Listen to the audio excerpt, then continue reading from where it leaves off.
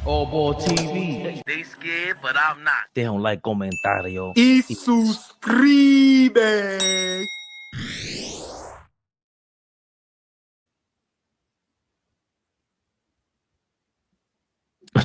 What? What is that? That was mad awkward. So I would say so. I'm a little mad about Sophia Cunningham. I will be smiling all KNICKS Rehab. Take a guess why. I have no clue. I know why. He saw the injury report. He was smiling because Josh Hart's not playing. Nigga that helped us win the other night, been helping us win the last few years. That's why you smiling? No. See? Oh. See? I don't Two know. know it all. Don't know it all. I asked. He insinuated it.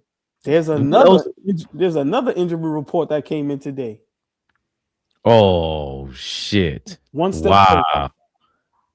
I'm not. He'll be all right. It's all right. Because niggas get too cocky, right? Niggas start running the race. Niggas start running the race and then start backpedaling. They started backpedaling, throwing the FU sign at people. They didn't even hit the finish line yet.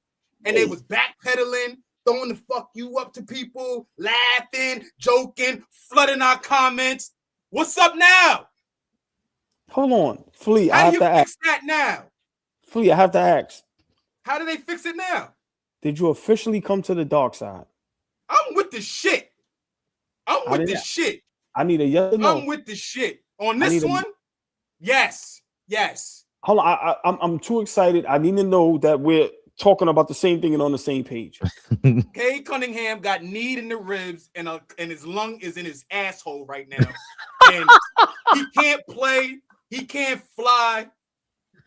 And that is going to be a deterrent for when the NBA, the potential NBA champion Detroit Pistons are on their road throughout the playoffs.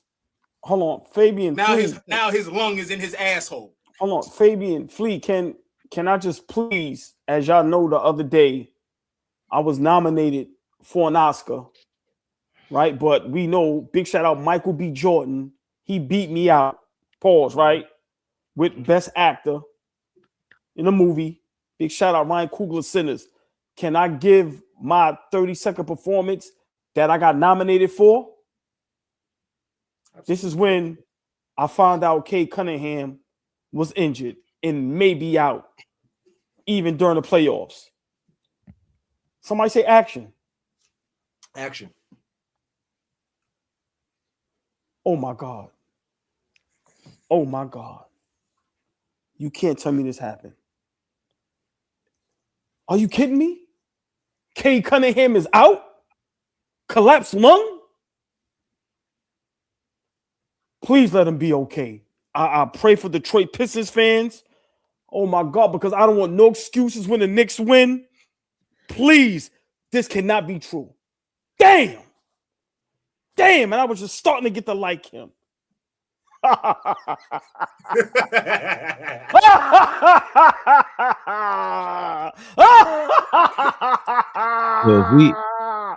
we had strikes again. if we had evil, I told y'all that. If we had real-time audio, I'm snitching crazy.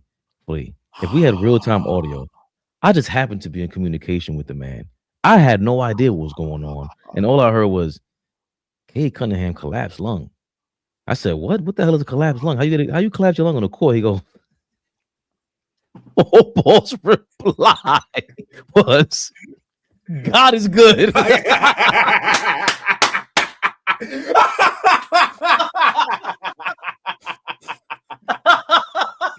nigga put it on God. He's a dirty ass nigga. That nigga put it on God, right? God is good. Yo, you's a dirty ass nigga, OG. He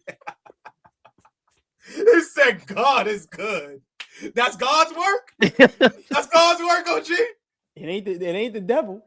Yo, K-Dot, these some dirty ass niggas, right? Hey, Flea, ask is it God's work again? Is that God's work? It ain't the devil. The devil would have had that nigga MVP this season, and we would have been hearing that shit for the rest of our lives. You know what God said? Slow your ass down.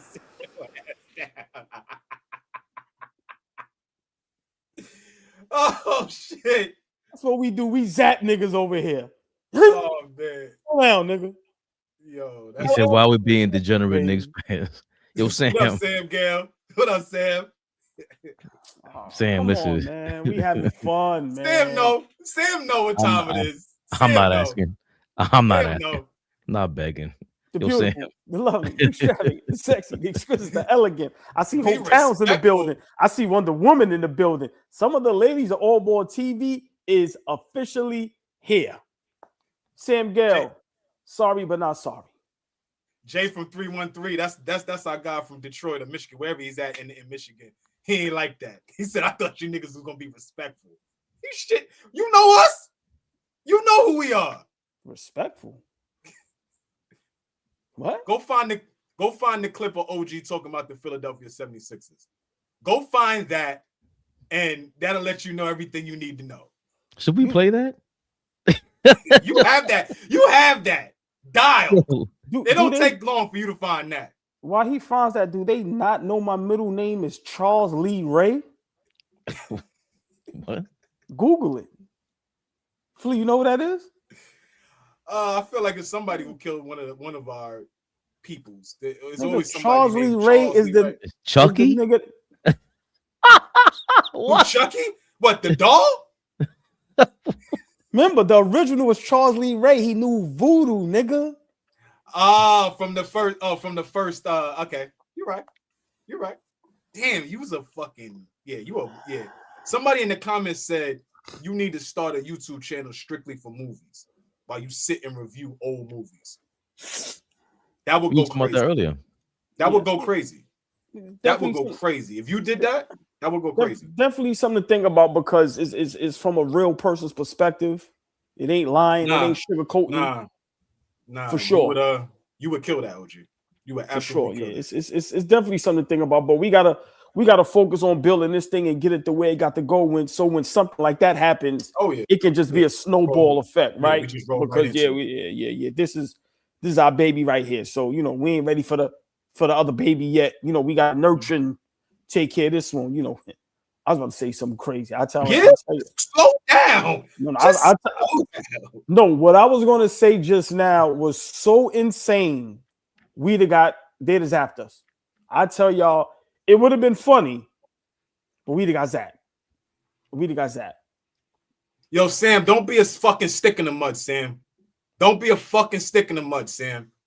If Brunson go down, so be it. It's part of the game. Injuries are part of the game. We just having a little fun, nigga. Come on, baby. Don't do that. Let's go, y'all.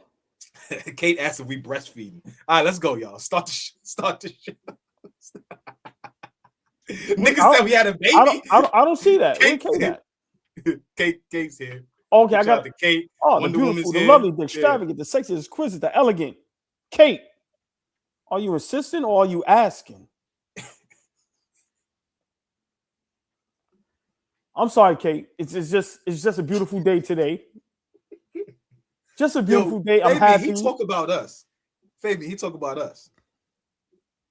We don't. You see how quiet you are? I know when to. I'm working on my timing. Yo, Ray. Flashback to more niggas karma. Oh, I was in a shirt and tie that day too. One more to go. Now maybe Tatum will get hurt, something like that. Yeah, we going there. We need a little help, a little luck. I'm being honest. We dunked the Joel Embiid, Paul George bug. For a moment, I wanted Joel Embiid to Nick, and then there was a trade proposal for Paul George. And there's rumored that both of them all season may not play back-to-backs. Not only Joel Embiid, Paul George as well. These guys cannot stay healthy. I don't know what it is, but there's no way in the world that you're not doing everything in your power to stay healthy. Now, this is why social media is dangerous, because everybody cares about social media. Every time you see any of these players, they're on the podcast. They're not in the gym. You don't see them with their chefs or their nutritionists. listen, man, this is sad. This is sad, and this is why a lot of these players, and I pass it to Flea. This is why these guys will not go down as some of the greatest basketball players ever. This is why they gotta stay with we're the most skilled players ever. Yeah, you could be as skilled as you want, but when we talk about greats in history and just legendariness, y'all not going down. I'm sorry. I love when you use that word, legendary. You already know. Yeah, we got to get some shirts with that. Yeah, I love that word. So this is why these guys have to chase the MVP and chase all this and all that, because they know 20 years from now, we still going to be talking about LeBron, Dr. J, Larry Bird, Magic, Mike, Karl Malone. I'm going to be honest. We ain't going to be talking about Joel Embiid. We ain't going to be talking about Paul George. And it's sad, man. You know, them guys is great talents. And like I said, I'm going there. Fuck them all. Excuse me. When you get OG to start cursing, that's when you know he's passionate. Can I roll, Fabian? Yeah, no signature is clearly a 76ers fan. Y'all laughing at injuries now. Let the games begin. Don't forget no signature. Your man put Mitchell Robinson in an ankle lock in the middle of a playoff game. Don't play with us. We have no sympathy for Joel Embiid. We signed up for that bum, Paul George. Hold on, real quick. Big shout out to no signature. I'll give you what you want.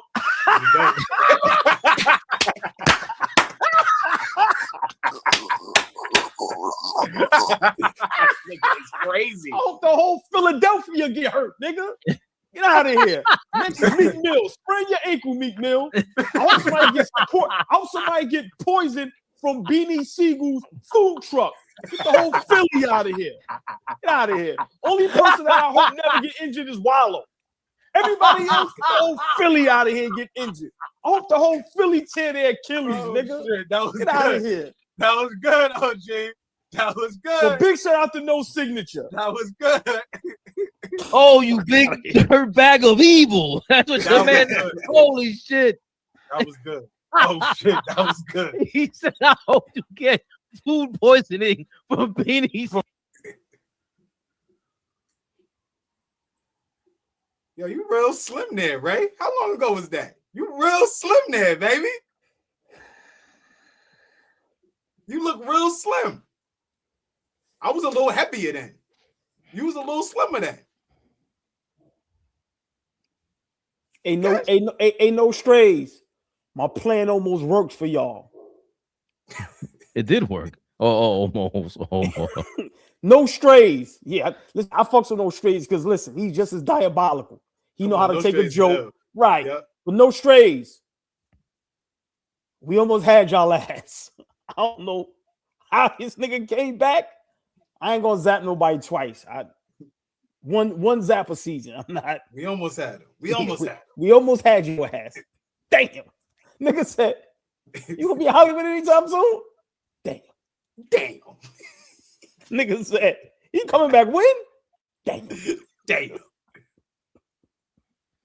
Daddy, yo, what up, baby? The OG of OGs is in the building. I see another beautiful lady in the building. Hold on. The beautiful, the lovely, the extravagant, the sexy, the exquisite, the elegant. 5-star chick is in the building.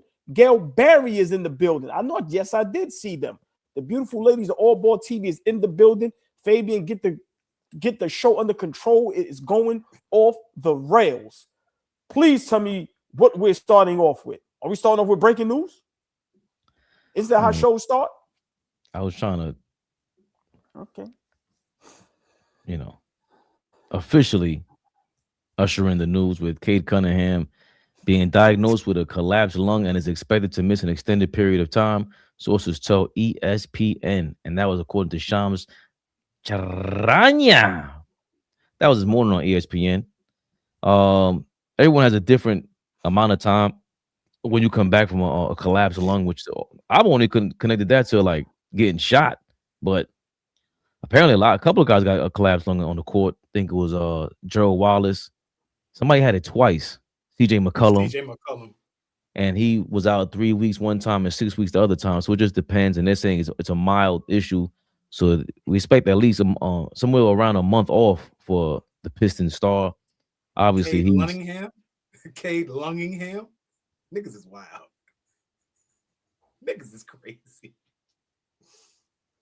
Well, I seen a report from Shams, a new report saying that I think he's going to be reevaluated and looked at after 2 weeks. Yeah. Oh, is this a perfect time for it? Nah, that would be crazy. I was gonna say you played the you light skinned bitch now. Nah. Get them fucking W's. Well, yeah. Anyway, back on our side of things. Josh Hart had a great game last game against the Indiana Pacers, scored 33 points on 12 of 13 shooting. And apparently,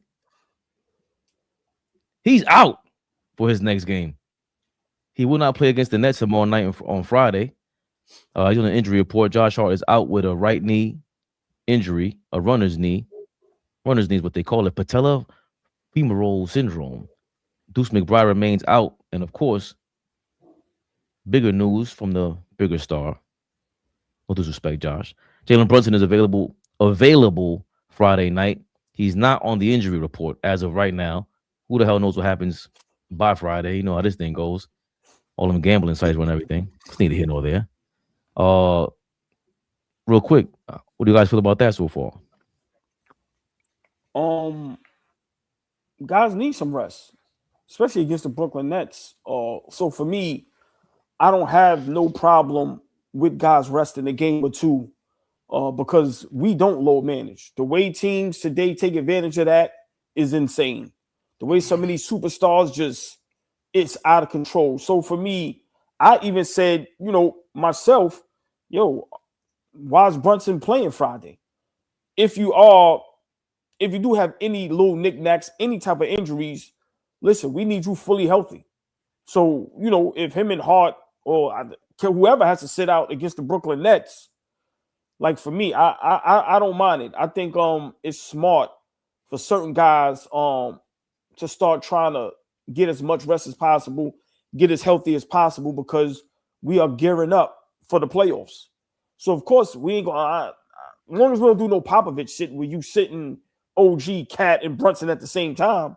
But I think, some of these teams we play against, we should be fine if we don't have Brunson. If we don't have Brunson and Hart against the Brooklyn Nets tomorrow night, and we still have Cat, OG, Mikal Bridges, and the rest of the crew, we should be fine. So for me, I kind of like it because our guys do have to work hard night in and night out.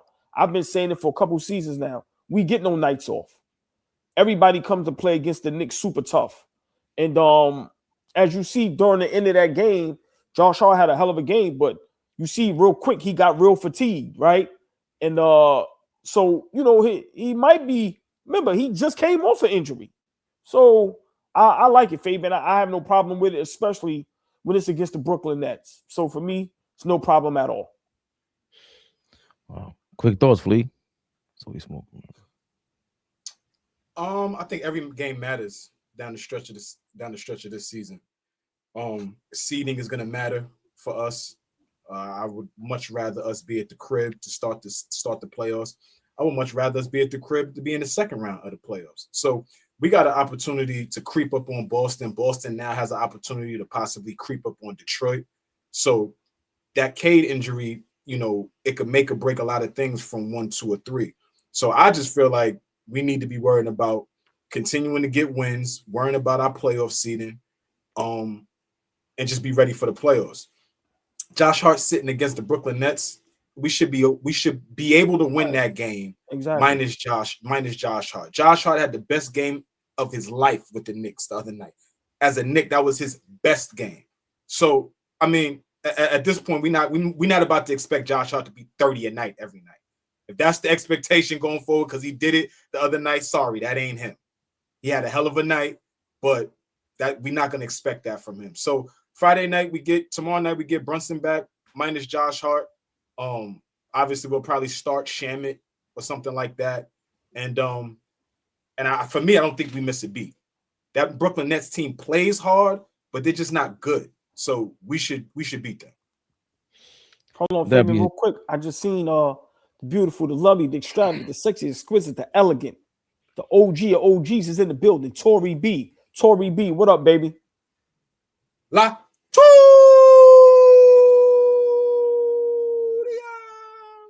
Fix your face. And then now you got a nigga that do the sign language when you say it. Like, this shit is crazy. He does sign language every time you shout out a joint. That's hate. You got a nigga that do sign language to say Tory B? This shit, you two don't surprise me no more. I'm just being honest with you. Like, go to hell, Flea. Go ahead, Fabian. I'm sorry. Raven, what's wrong with him, man? What's wrong with him, right? That's what when women argue with you, they call you a narcissist. They use that word, right? Yeah. They call you a narcissist. Then they play victim like that. I think they slick. That's how they setting you up for later. When did the world start using the word narcissist? I don't know. It's always been around. Nah. It's always been around. Spell it. We should not use no words we can't spell. You want me to spell? Whoever, nigga. Because you got the tie on, you can spell it. Go ahead, spell it. No, I'm gonna bow out because I'm gonna smoke it, and we gonna ask me another question. Like, when did we start using it? In the 90s? I'm gonna fall back. My fault. I say acting narcissistic right now. ASSIST, maybe narcissist. Double S, one S. One S. Double S and one S. Yeah. The only reason why I know what that word means is because when Lex Luger went to WWF, he was the narcissist. I had no idea what the fuck what that meant. I didn't know. But then we started using it. That's a social media thing. To answer your question, AllBall. Somebody called him that recently. Somebody called him. Nobody called me that. Listen, I don't know. No, I don't talk to nobody for him to call me anything. I don't talk to none of you niggas. I don't talk to nobody. I see me at work. Nuts. Why are you so mean? Look. What's there to talk about? What is there to talk about? I ain't gonna lie.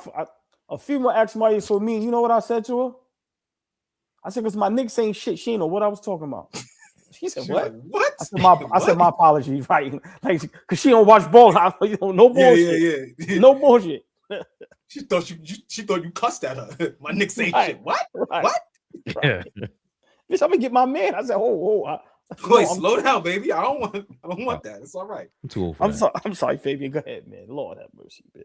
Well, speaking of old news, coming back to new news, Ian Begley's talking about the chemistry with Brunson and Cade.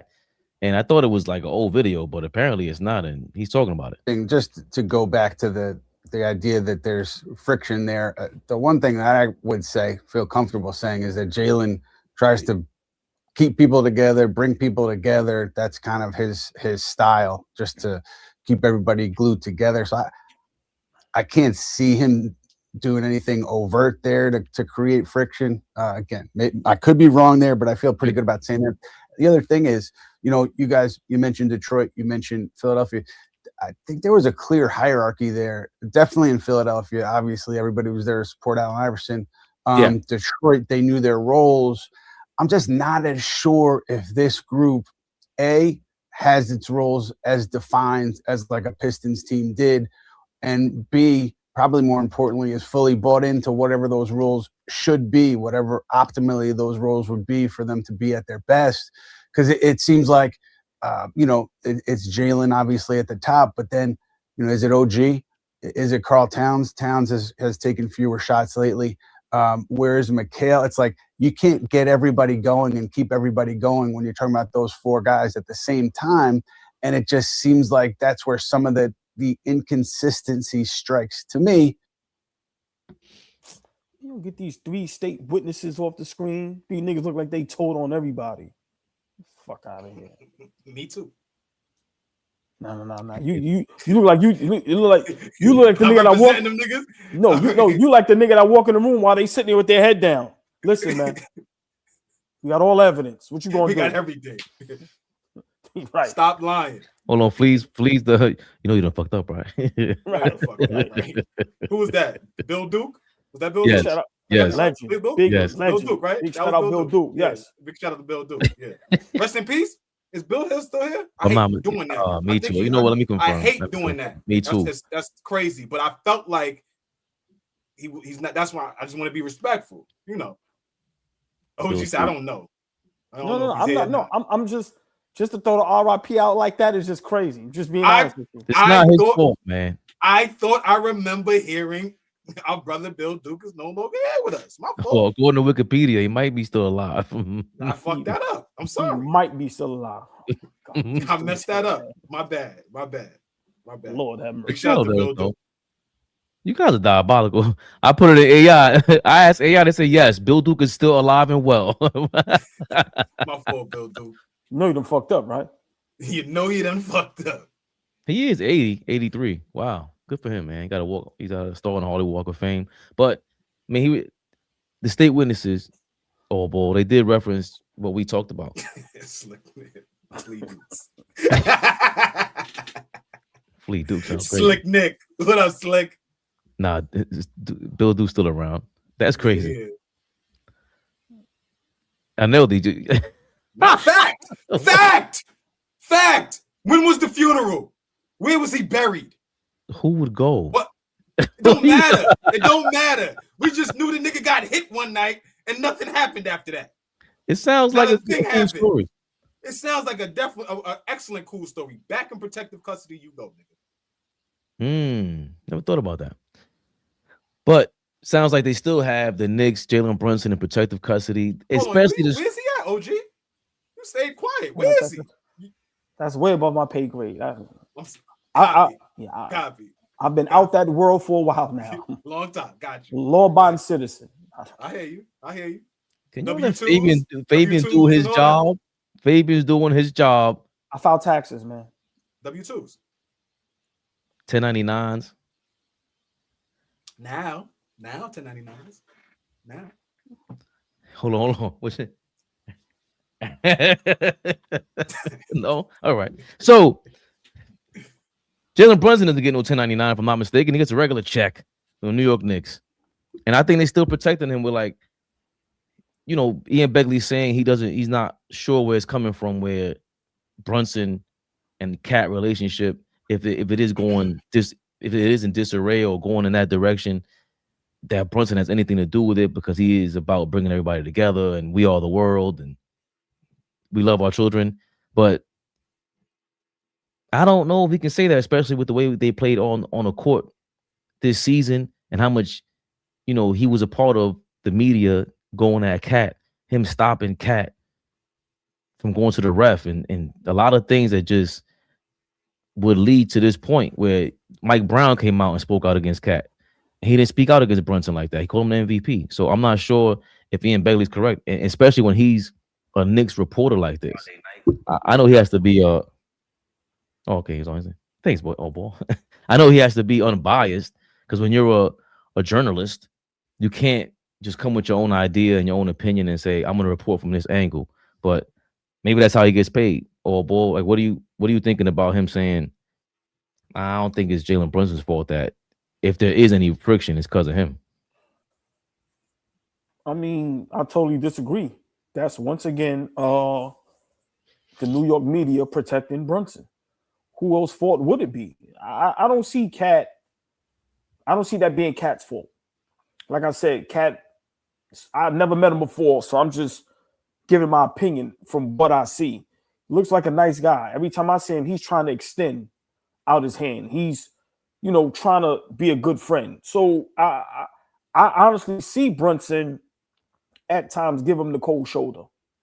Sorry, I pay attention to the little things. So when I say what I say and people think I'm bugging, and then later on you start hearing reports or you start seeing it yourself. Like I said, I don't remember the last time I've seen like Brunson really support Cat, whether it's on the sideline and Cat makes a big play and he yells and screams as he did when Josh Hart got an and one against the Indiana team, and clearly we was going to win that game, right? So for me, you know, I totally disagree. I think it starts with Brunson. And for me, Brunson needs to be careful, man. Like seriously, because it's up to you to make these relationships with your teammates happen. It's up to you to be the captain, the clutch guy, to build a chemistry with the guys. It's not up to them. You're the guy. So I totally disagree with Ian Begley. I don't even like saying that nigga name. He's a cool guy, man. That's when the Flea that put. Why is he a cool guy? Because Flea got him under the wing, bro. He went to Houston. No, I came to the Garden. Okay, he came to the Garden. He was not out here. He threw him under the shoulder. And by the way, that Detroit Pistons reference, I heard that somewhere before. Yeah. Right. That I'm sorry. That's what really I was picking up. Yeah, I was picking up what they was putting down. I was like, that's what really made me want to play it, because he didn't just say Detroit Isaiah Thomas. He's talking about AI in Philly. So it's the one that, the small guard. I heard that before too. Y'all heard that before, right? Yeah. I'm saying we spoke about it here on Knicks Free. I had plenty of times.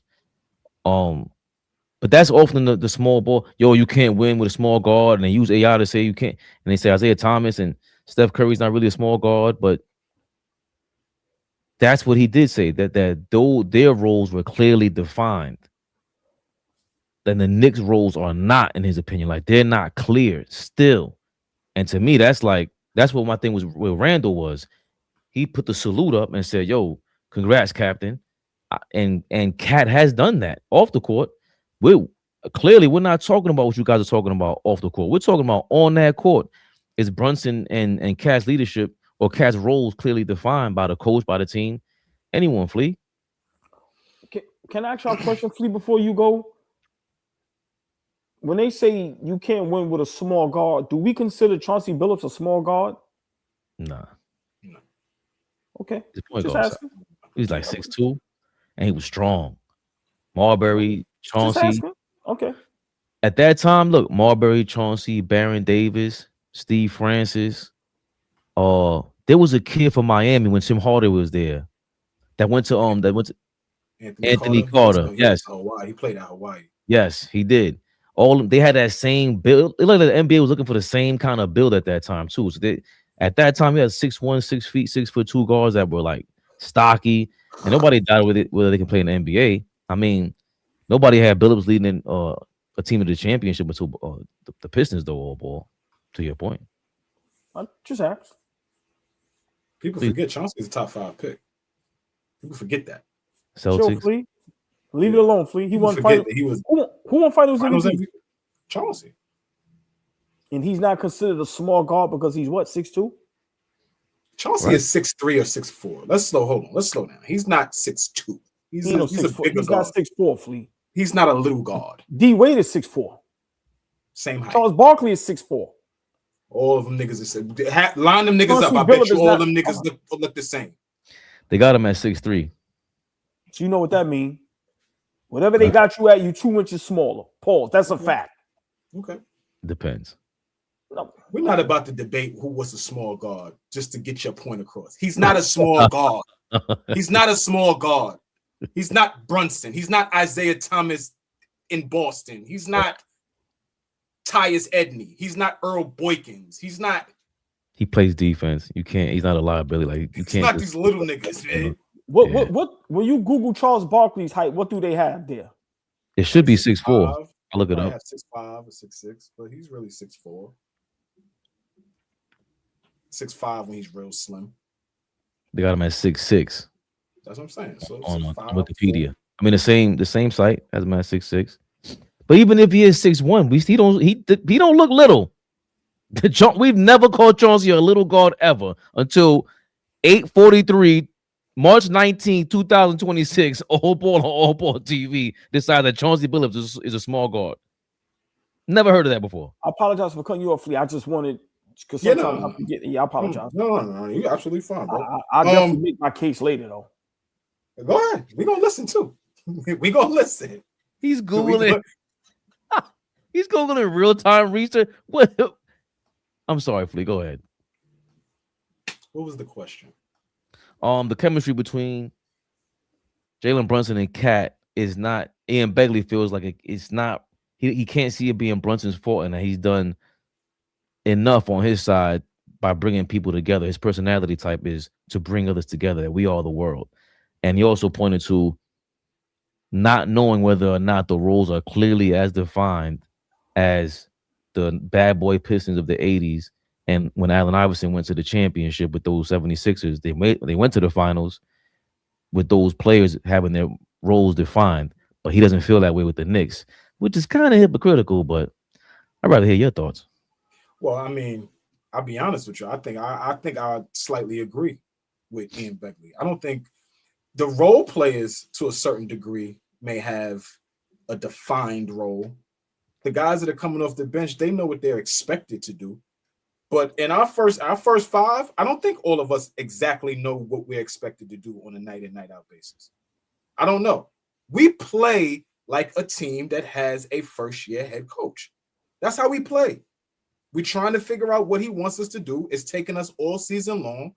You would have thought that a veteran ball club would pick up exactly what he's trying to do. That goes back to our conversation about how many smart basketball players do we have? How many high IQ guys do we have? You know, this shit gets cyclical, man, because you could just go in a circle touching on everything with the Knicks cyclical circular. Look it up. But, this shit could just get, you know what I'm saying? I hate when he does that. He fucks me up. I'm trying to say something. Stay focused, man. God damn. Spell it. But yes. Spell it. CYCICAL or something like that. I think I missed it on a letter. CYC. When we make it to that $1 million level, listen, man, you got to be able to be distracted and get right back to it. CYC. Get right back to it. Right. When we make it to that level, we ain't gonna be getting interrupted.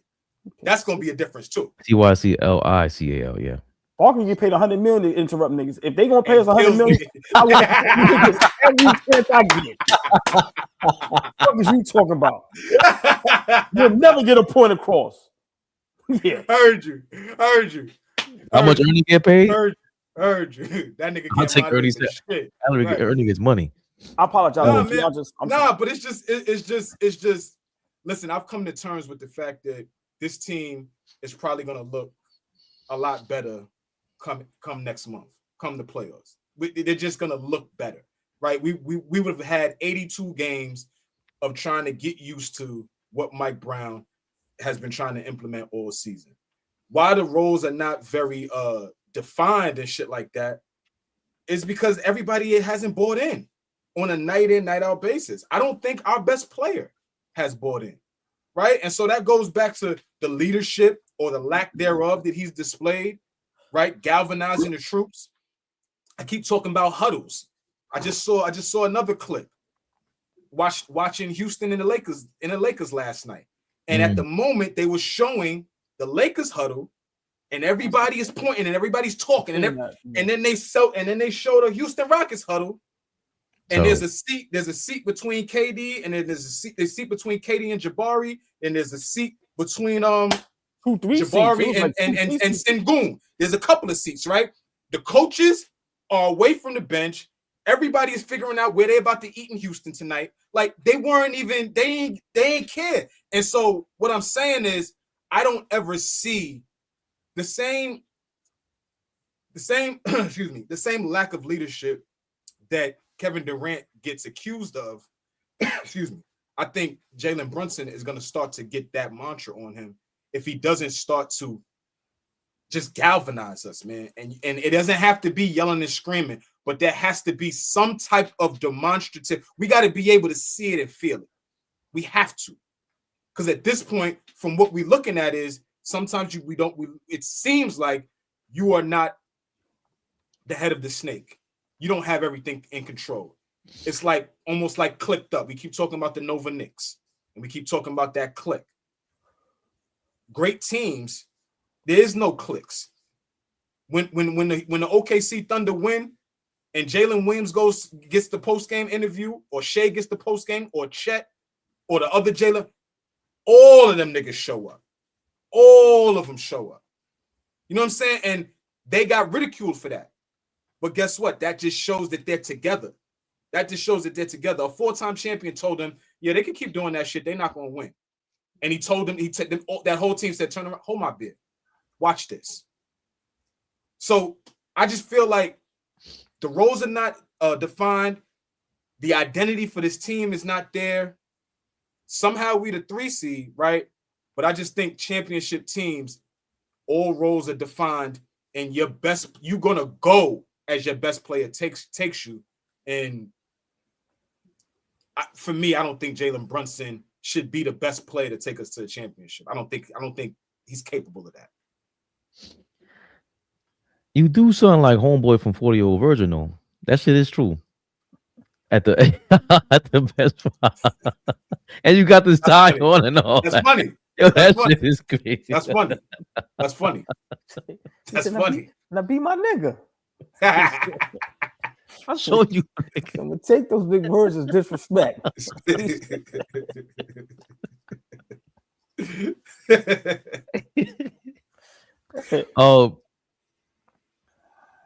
I understand what you're saying with the Kevin Durant thing, because it's kind of like Brunson is the bizarro version of, not even the bizarro, but just because it looks active and y'all look like it's hunky dory, and Jeremy Sohan gave you a nipple twister the other day, whatever you call that, titty twister the other day, and they seem like they're getting along, and it's more and more people that are comfortable around them. That doesn't equate success, because look at the Rockets. It seems like they got fractured. I'm gonna get to that in a second. They're not as advertised. Like, you get Kevin Durant there, and you would think that he's not going to Houston with the same advertisement that Brunson coming to the Knicks. Like, that's a blockbuster trade, right? Different. And with Brunson, it was more like, oh shit, let's see if this kid got something.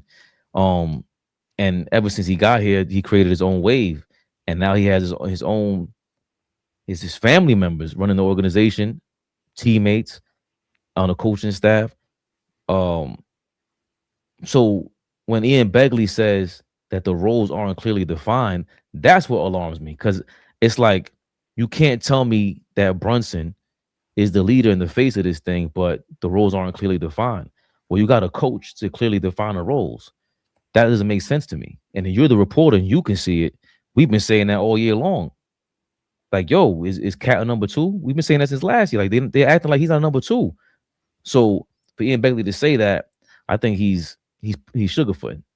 Like, I know you had a job, it's cool, but we're 70 games in. We're trying to figure out, can we get Cat to dominate certain teams? We don't expect Josh Hart to have these games, and we're still asking whether Mike Brown's system is going to work in the playoffs. I don't think Ian Begley was being too adamant about that. Like, that's the thing about being a sideline reporter. Like, you got to stand in that locker room. You got to be around them dudes. I get it. You don't want to feel like you're getting smacked in the face. You want your questions answered. You got your sources. So I get the tough part about being in that position, but I ain't in that position. He tried his best. Thanks for the info, Ian Begley. You answered my question. They don't get along, and he's trying not to blame Jalen, but at the end of the day, he got to take the blame. Y'all, you and Flea always does this, and it's just great. We talk about one thing, and it just light bulb goes off, and it's like, wow, right? When you talk about championship contending teams, if you notice, everyone knows their role. You can go back to the OKC Thunder. There's no egos. Chet knows his role. Hartenstein knows his role. Like, those guys know their role, right? When you go back to that Milwaukee team, we don't have to go to Boston and Mag. No, we can stay current. Guys know their roles, and they're willing to play that role because they know we can win a championship. Josh Hart alluded to something a couple months ago, talking to a reporter, saying that, guys need to not have individual, agendas. Let me just say this. Our whole team is full of guys with individual agendas. That's how they play on the court. I don't think our guys, and I will look for y'all to respond, I don't think our guys mentally is capable of playing a role or their role, because these guys have individual hidden agendas. Guys want their money. Guys worrying about favors being paid back. You very rarely hear these guys talking about championships. Like Fabian just said, we don't even know who the second option is. OG just told y'all to hell with y'all. Only defense. Nigga, I'm trying to be the #1 option on this bitch, right? Josh Hart, Swiss Army knife. Nigga, I'm trying to be Jordan in this bitch. Step backs, crossover, floaters. So for me, I would just love to hear y'all response. We see the teams, like I said, that you can see they know their role. Are our guys capable of making those sacrifices and those adjustments and knowing their role to win a championship? Because I'm gonna be honest, I don't think nobody on that team, including our guy Brunson, and I could be wrong, I don't think they care about winning a championship. We care more than them.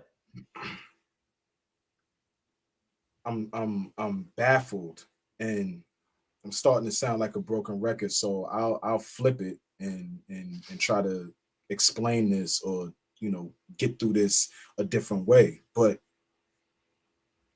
with virtually the same core team, minus a couple of tweaks on the bench, this team looked like they liked playing with each other last year. They looked like they enjoyed, they fought for each other. Like, this is what's like driving me crazy right now. Again, I know we are on to a new season, but one thing shouldn't change in the midst of an off season is guys don't look like they enjoy playing on the same team. This wasn't even a thought last season. We knew we were going to win certain games or win certain series because we knew, everybody on this roster is going to play for each other. We're going to live and die. We're going to die for loose balls, blood, sweat, and tears. Nobody's punking us. Like, all of this was already set. It was already set. We just got to take it over and do it again. But for some reason, the entire identity of the team is completely different. Just in terms of liking to play with one another. Imagine us come next season, KNICKS Rehab, and we have no chemistry. We over talking each other. We never laugh and joke when we come here. And the people in the comments could visibly see, like, these guys don't even like each other no more. They've been doing this shit for years. Now, all of a sudden, they look like this. What changed? What happened? So that's what I think. Like, we don't have to stay there on what changed, but something clearly changed. Why don't we trust each other anymore? Trust. That's a big word. Trust. It looked like we really, really enjoyed and trusted each other last season. And for us to come into this season and scratch and claw and like fumble around, find ourselves in a 3 seed. So I'm happy about that. But we're real diehard Knicks fans. We watching every game. We know that the record is not really indicative of who this team really is. We're lucky we got this record right now because we're not a consistent ball club. So I don't know what it is, but it is absolutely something, because you don't know what you're going to get from this team on a night in, night out basis. You don't know if they're going to be high-fiving and enjoying playing with each other. Or you don't know if you're going to look at them and be like, God damn, y'all know that drop. Pass the ball. Pass the ball. Like, I feel like I'm hearing that drop sometimes when these guys are playing on the court together. So, I don't know. I'm beating a dead horse at this point, but I will say this. The Knicks that showed up in the playoffs last season are the exact team that needs to show up this season, and we just need to continue to elevate it. The same way we play defense, the same way we finish games. Completely different offense, which should be good because everybody's going to touch it now. But we just don't look like we enjoy playing on the same team together.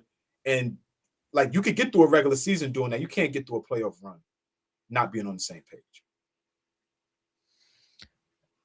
I think that the first half of last season we showed that, and in the playoffs again, it was a different level because of the energy that they showed. But I'll be the dead horse again. That 2 seasons ago was when we showed a different level. Like, that chemistry, you can't buy it.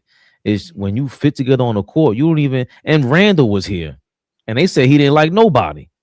He didn't like the fans. He didn't like his teammates. He didn't like that Brunson was the captain, and we still looked explosive. So forget all this other stuff about, on the court, we didn't want to play for each other. I could see the signs. There was no sign of that when you watched them play basketball. So it has nothing to do with pulling for each other. I think there's this effort and Brunson's fault. And Nah, bro. When you on the court, you could tell what players fit together. It's not that hard to tell, especially once you get on the court and everyone has a different. That's what was so ill about when the Celtics traded for Garnett. I thought it was over because Paul Pierce, Ray Allen, and Kevin Garnett have three different styles. And I'm like, yo, Ray Allen could run off the picks. Paul Pierce is a mid-range guard, get to the basket, and Kevin Garnett is the typical 7-footer. He could set screens for you. They fit each other so well that I'm like, yo, how much is it going to take to win? And it still took them extra role players to win. The James Posies of the world. Tony Allen was young. All these other, Rondo was a young guy, all-star. So I think we went so far away from chasing this the way that you play in this era that it's harder to play that way. And Tom Thibodeau knew that to begin with. That's why I was disgusted with the cat trade. Like, that's not Thibodeau's game. That's not his player type. Then Thibodeau still made it work because he's saying, I know what my player shortcomings are, so I'm gonna set these kind of plays, these kind of screens. I don't have no imagination to my offense. I ride it to the playoffs. I need you to rebound, offensive rebound, extend possessions, and on the defensive end, yo, you're gonna drop coverage, cat, and we'll figure it out from there. Then of course he played 7 players, same amount of minutes. It wasn't much to figure out at that point. But then when you bring in Mike Brown, I think he's trying to do a lot of what the owner is saying too. Where remember he's playing Diawara. He got Diawara to a point where we're thinking he should be in the starting lineup at times, or just playing more minutes that they're going to impact the game. That doesn't happen without Mike Brown listening to the front office, going, you got to develop the young guys. You got Kolek in there. We see what he looks like going into the summertime. You know, that contract scenario is what it is. That's what's going to happen with Diawara. That's what they wanted, along with Clarkson being a veteran. We're going to need him in the playoffs, big dog. So you might have to sit him down in December, January, work with him, and then make sure you work his way back in the playoffs, hopefully. And it's kind of worked out that way if that's what they proposed. So there's a lot of things that he's working out in real time with all these lineups without giving them much of an excuse, because we've been shitting on Mike Brown about it the whole year. But that's part of the reason why the chemistry may not be there. He's working with 3 different levels of lineups that he has to put into place every single night because his boss told him, we want to develop players and we want to go for a championship. That is not a recipe usually to win. It just never is. And I don't know if it looks the greatest, but we are the 3rd seed, and we didn't touch enough on this Cunningham injury. We're 5 games behind Detroit, and we could possibly capture the number 1 seed and go into the playoffs as that against the Western Conference. If we get past all that, then we know we can compete against anybody every night. And this is as with Mike Brown as the coach, Bridges looking like shit, Shamet looking like garbage. We're not in that bad of a position as, we always express ourselves to be. Yeah, I mean, well, we started off with the Cade Cunningham injury, and you just cut it off. So I would hope that we would be able to discuss how that impacts us and impact the Eastern Conference. But I just want to make one quick point. Y'all both very intelligent, and y'all both make great points. But it all comes full circle for me, sacrifice. And that Boston Celtics team, everybody knew their role, and they were willing to do whatever it took to win. Ray Allen was the number 1 option. He came over there. No problem. I'll be the 2nd, 3rd, whatever option. Garnett turned into just a defensive juggernaut. So I just think our guys, too many times, they don't show that they are capable of playing their role. And that includes Jalen Brunson. I don't know if our guys are willing to make the sacrifice, whether it's shot attempts, whatever it is. It just seems at times guys are just trying to get their numbers so they can get their money. So I've said it in the beginning of the season. If we're not going to play like that Detroit Pistons team, who Ian Begley and those guys referred to, which we've been saying that on Knicks Rehab before the season even started, we're going to be in trouble no matter what, because a lot of these other teams, you see the sacrifice, and you see how those teams know their roles, and at the end, what do? They hoist the trophy.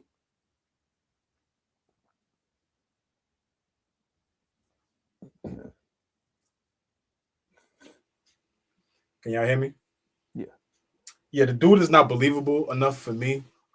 So, like you said, when you go into these practices, you go into these huddles, you go into these post games, like you could feel certain coaches are like striving, are thirsty for that championship, thirsty to get into the playoffs, thirsty to show what they've been putting together all season long, and that just doesn't come off to me from Mike Brown. It just doesn't sit like, yo, he's salivating at the opportunity to compete in the playoffs right now. Go ahead. Do you get that from your best player, clutch and point guard?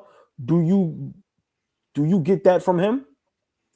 I don't know. I don't, OG. But then I got to be fair and say, like, everybody is not the same. I'm a fiery dude.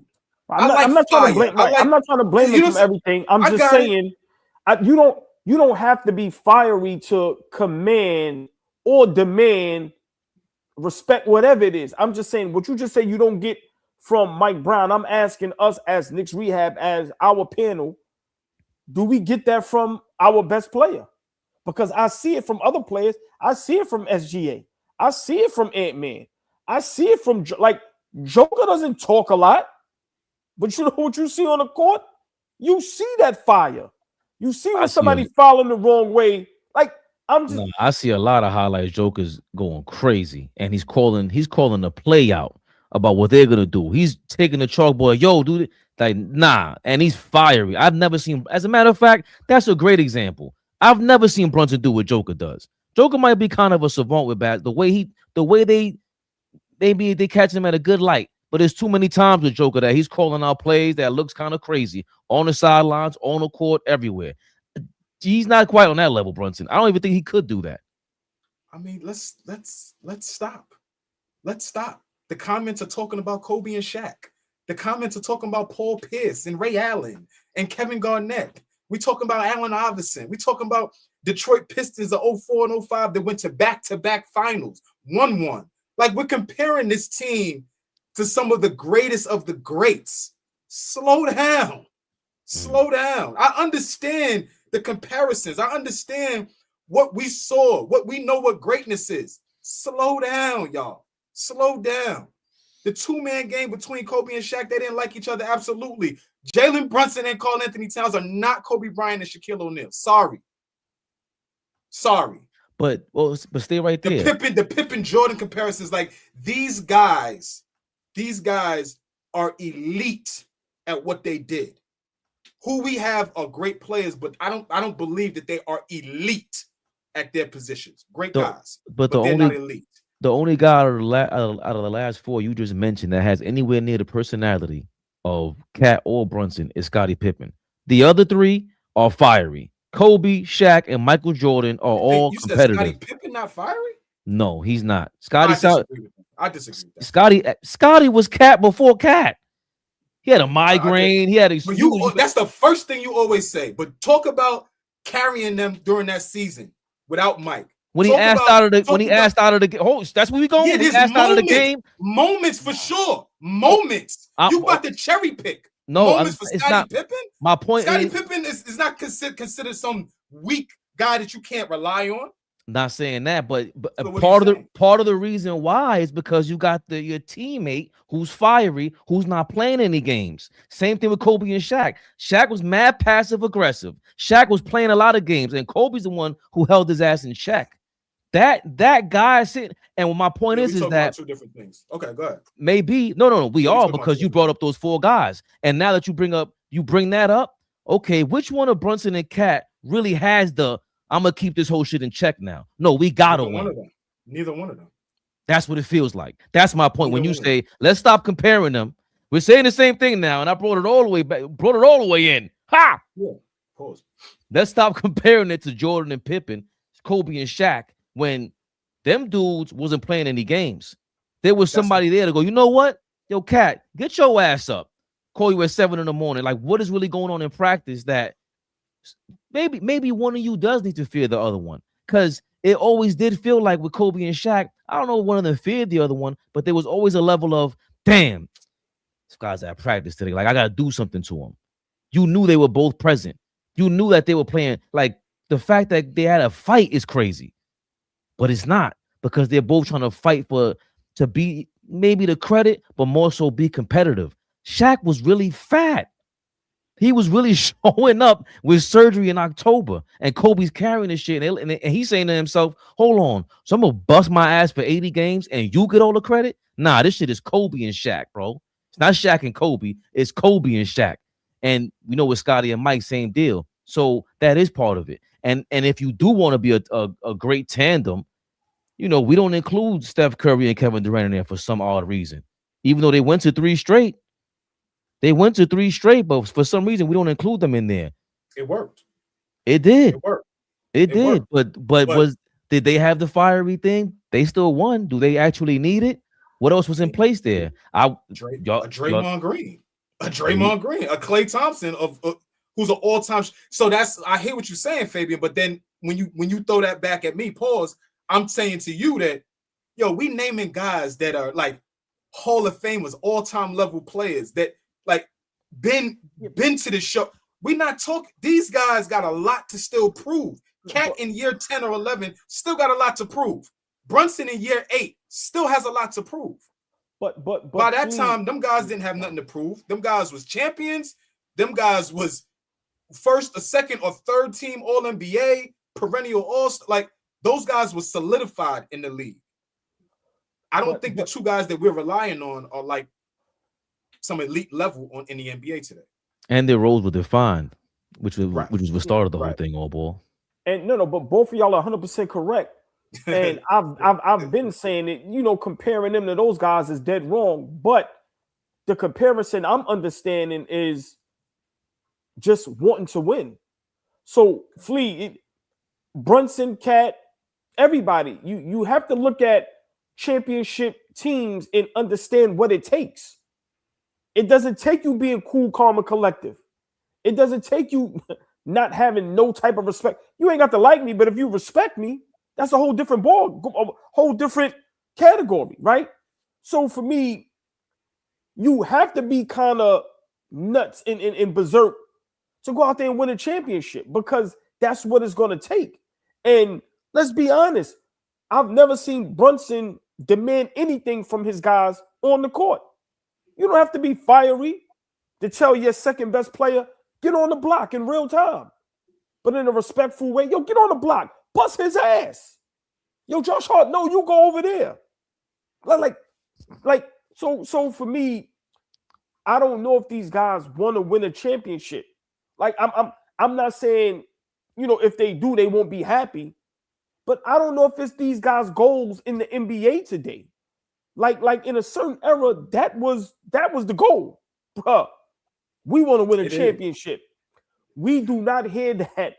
When you talk to these guys at the podium, when you ask them, what's the goal or what is it you want out this season, it's everything but that. And if they do say it, it's not on a consistent basis. We are gearing up for the playoffs. We are one of the best teams in the NBA. We are definitely one of the best teams in the East. And I have yet heard on a consistent basis our guys talk about competing for a championship. So for me, it's a little concerning. And these guys, I don't know if they have what it takes. Like seriously, because I don't see the body language. I don't see the mindset. I don't see the sacrifice. I don't see any of that when I'm watching them play the game of basketball. Maybe sometimes, but not enough. We starting to contradict ourselves because aren't we like upset that they called out Cat? That Jalen Brunson calls out Cat, Josh Hart calls out Cat. But then we want more fire. But it's like, then if Cat's not fighting back, if he's not going, fuck that. I am doing what I gotta do. Like what happens there? How is he responding to Brunson's calling him out? Go post up. I just seen the clip where Jalen Brunson told Josh Hart, go switch. Josh, switch. And it was a great switch. It was one highlight, but would it be a contradiction now if I don't know if Cat responds to that? Because I don't know if that's what he responded to mid-season and up to now, where maybe the coach calling him out too. That's what got him here. Because now what are we looking for? The offense being more crisp? Or are we just looking for the dynamic duo to be an all-time dynamic duo? Or shouldn't we look for what's going to win? Yeah, but the expectation should be both. We're not talking about some young team. We're not talking about some team, some inexperienced team. We're not talking about some team that is just coming together. Like, that's what I mean. Like, I feel like this team is playing as if we just joined each other. Like, we just got this core together. And this core has been together for the most part now coming up on 2 seasons now. And we're talking about guys don't know their roles. Guys don't know that we don't have an identity for the team. Like, those are concerning things when you talk about a team that's striving for a championship, right? Like, that's just concerning. Jalen Brunson still got a lot of growing to do. And not just as a basketball player, but as a leader, as a guy to recognize what's going on in front of him.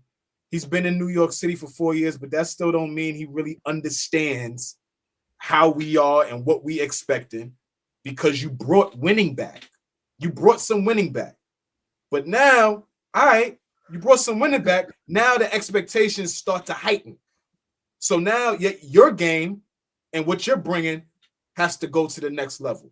So that part is the intangibles. Not going and getting 35 a night in the playoffs. We know you could do that. But the intangibles got to turn up. The vocalness has to be there for the team that we have. We lack some vocal leaders. Yeah, we got Alvarado. Yeah, we got Josh Hart. But are those guys the guys that you want galvanizing the troops? I don't see that from them. You can look at teams and tell what teams are together and what teams are not. Like, we don't have to be in the locker room. We don't have to, be a beat writer like Ian Begley. We passionate about the game. We watch games every night. We can look at teams and tell, yo, that's a connected team. Yeah, they lost by 1 point at the buzzer, but that team is fucking connected. And you can look at a team that smokes a team by 30, and you can see that they got their foot on the gas, still up 30. That's a connected team. I just don't feel like we're fully connected yet. And that still has that goes along with learning how to play together. Like Ian Begley said, the roles are not defined. And I'm gonna continue to say it. We don't have an identity. Somebody in the chat, not today, a couple of days ago, was saying, well, maybe our identity is pushing pace, getting early offense going, reversing the ball, getting cat touches early. Maybe that's our identity, but we don't stick with it, right? We're not consistent enough for things that work. It's always like, oh, that worked, but let's try this now. Oh, that worked kinda, but let's try this now.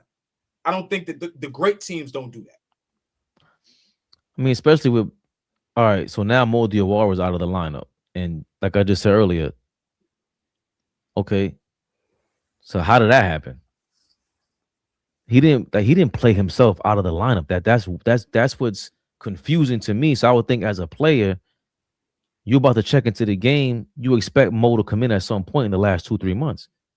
Now when you check in, you don't expect them. Well, Josh Hart sitting down, I would think Mo Diawara is going to play again, because who's going to take Josh Hart's minutes?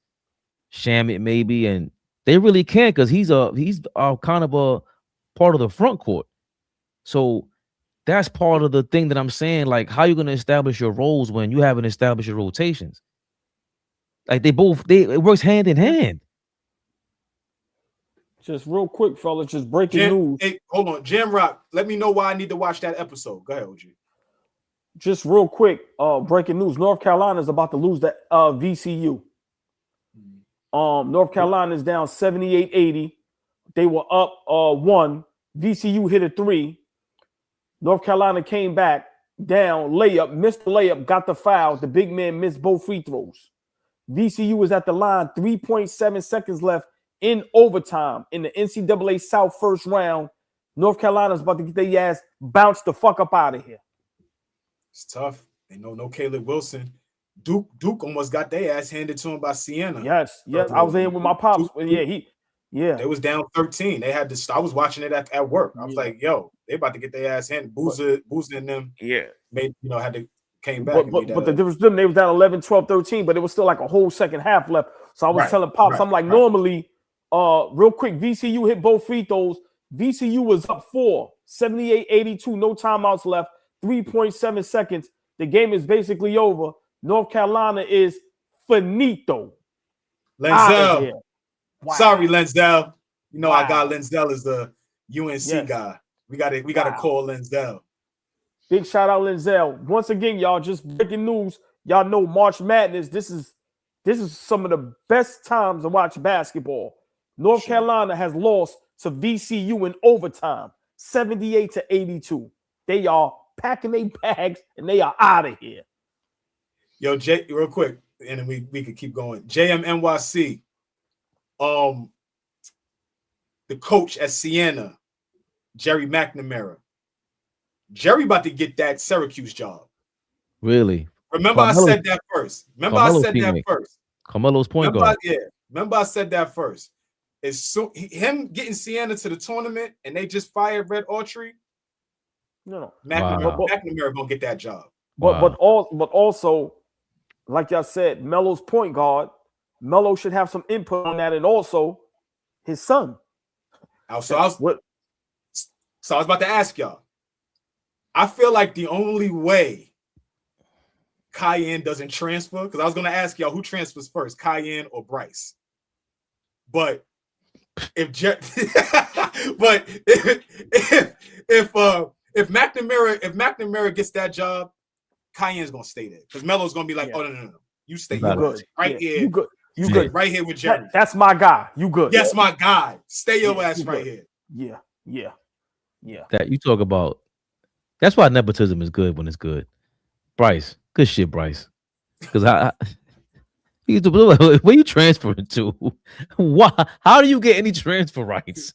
I haven't seen his. I seen the highlight where he ripped up the warm ups to take a picture.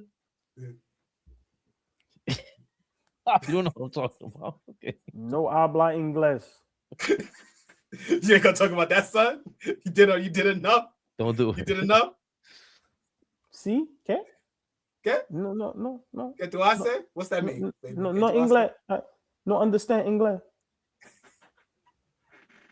Wait, so we got. Now I know he is. I know he is, Mike. But I'm just saying, like, Arizona's a damn good team. Isn't Arizona one of the 1 seeds? Am I bugging? How many was Arizona one of the 1 seeds? But they damn good.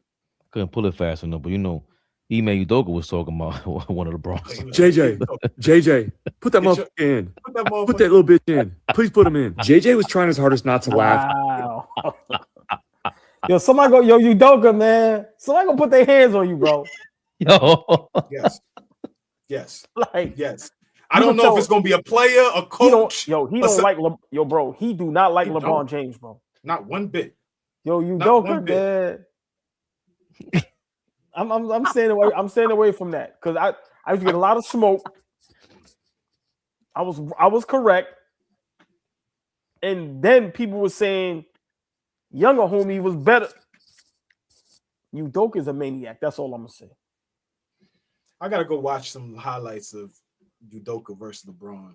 I gotta go see what that looked like while Udoka was a player. There's a reason. Yeah, there's a reason for this. I gotta go look. There's a reason for this.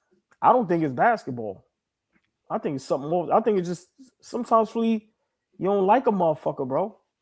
Why? All type of reasons, man. It's that's cool. I mean, yeah. It's life. That's where I stand with it. I feel you because there's a lot of niggas I don't like and I can't tell you why. So I understand. I understand. But then there's also a lot of guys you don't like and you can tell why. Right. You could tell why. I just want to say, I said it was corny. I'm a corny nigga sometimes too. There's niggas out here that I don't like. And if you ask me, Flea, why you don't like that nigga? I don't know. The way he stands. I don't like the way the nigga stands. Weird nigga. Get away from me. But we move on. You can relate to that too, because you have the same sentiments as Ime Udoka. I'm very corny. I admit it. I don't give no, not corny. Not corny. You don't like LeBron James for whatever reason. No, I can't stand LeBron James. Get it correct. That's how he acts. Did you see him lightly get fouled the other night and lay on the floor like somebody shot him? Last night? How long? Right. How long are y'all gonna just not say nothing about that? And then when they show the replay, like a hand goes across his face. It don't even touch. He didn't hit the deck. He didn't hit the deck that hard last night. Bro, do it. I feel you. Bro, he laid on the floor and did that the last 3-4 games, bro. And he laid on the floor and grimaced like he got shot. Yes, he's been doing that for 20 years. Right. That's why you don't like him? There's so many reasons why we do it till tomorrow. How? It's insane. How? What's that song? Count the ways. help me count the ways. Toni Braxton. I like that. Fire. I like that, Jam Rock. Toni Braxton has some heat. Hold on. How many ladies won the verses with Toni Braxton? Enough. It gotta be a particular level. It gotta be a particular one. No. It gotta be legends. It gotta be legends. It can't be regular deckers. We're talking voice, or we're talking about songs and hits. You know what I'm talking about. Like she ain't like about voice. I was just asking because you talking like Toni Braxton's catalog is like super extensive. It's cool. School me then, because off the dome. I got 6. I got off the dome. I got 6 Toni Braxton songs right now. Listen. I got 6 when she was still singing with her sisters. We ain't even talking about the Dolly joints. I don't know what that one right. That one right. That's where I was going. Like that's the one. You sound like you talking about that. Once again, I'm just saying that's what it sounded like. I didn't hear what I said. I said, "Is no regular degglers that could fuck with her." Right. Of course, when we talk about the upper echelons, that's a different ball game. I said because sometimes they put up, verses, and it's like her catalog. You can't put her up against Ashanti or Keisha Cole. She will smoke they fucking boots. That's what I'm saying. But we wouldn't shoot for Ashanti as Keisha Cole. No. But people would. They regular. Would. Yeah, they regular. Yeah, that's all I'm saying. Don't do that. Only if like I could see them saying maybe Alicia Keys. But all I'm saying is, if you got to look for the Toni Braxton of that era, because it doesn't make like even I don't even know how to describe Toni Braxton. She was a kind of a pop R&B star. Alicia Keys. So answer your question. Alicia Keys or Toni Braxton, who has better songs? To me, Toni ain't got no album like Alicia Keys. Alicia Keys' first 2 albums are really good. Really, really good. Toni. Do y'all remember the album with 7 Whole Days, bro? Like what are we talking about here, bro? That's what I'm talking about. But even then, it's still a different. That's what I'm saying. I just threw the name out there. I don't even know who to compare to Toni Braxton because it was like a different kind of R&B. Nobody really. Listen, Alicia Keys is from Harlem. Big shout out, Alicia. Great music.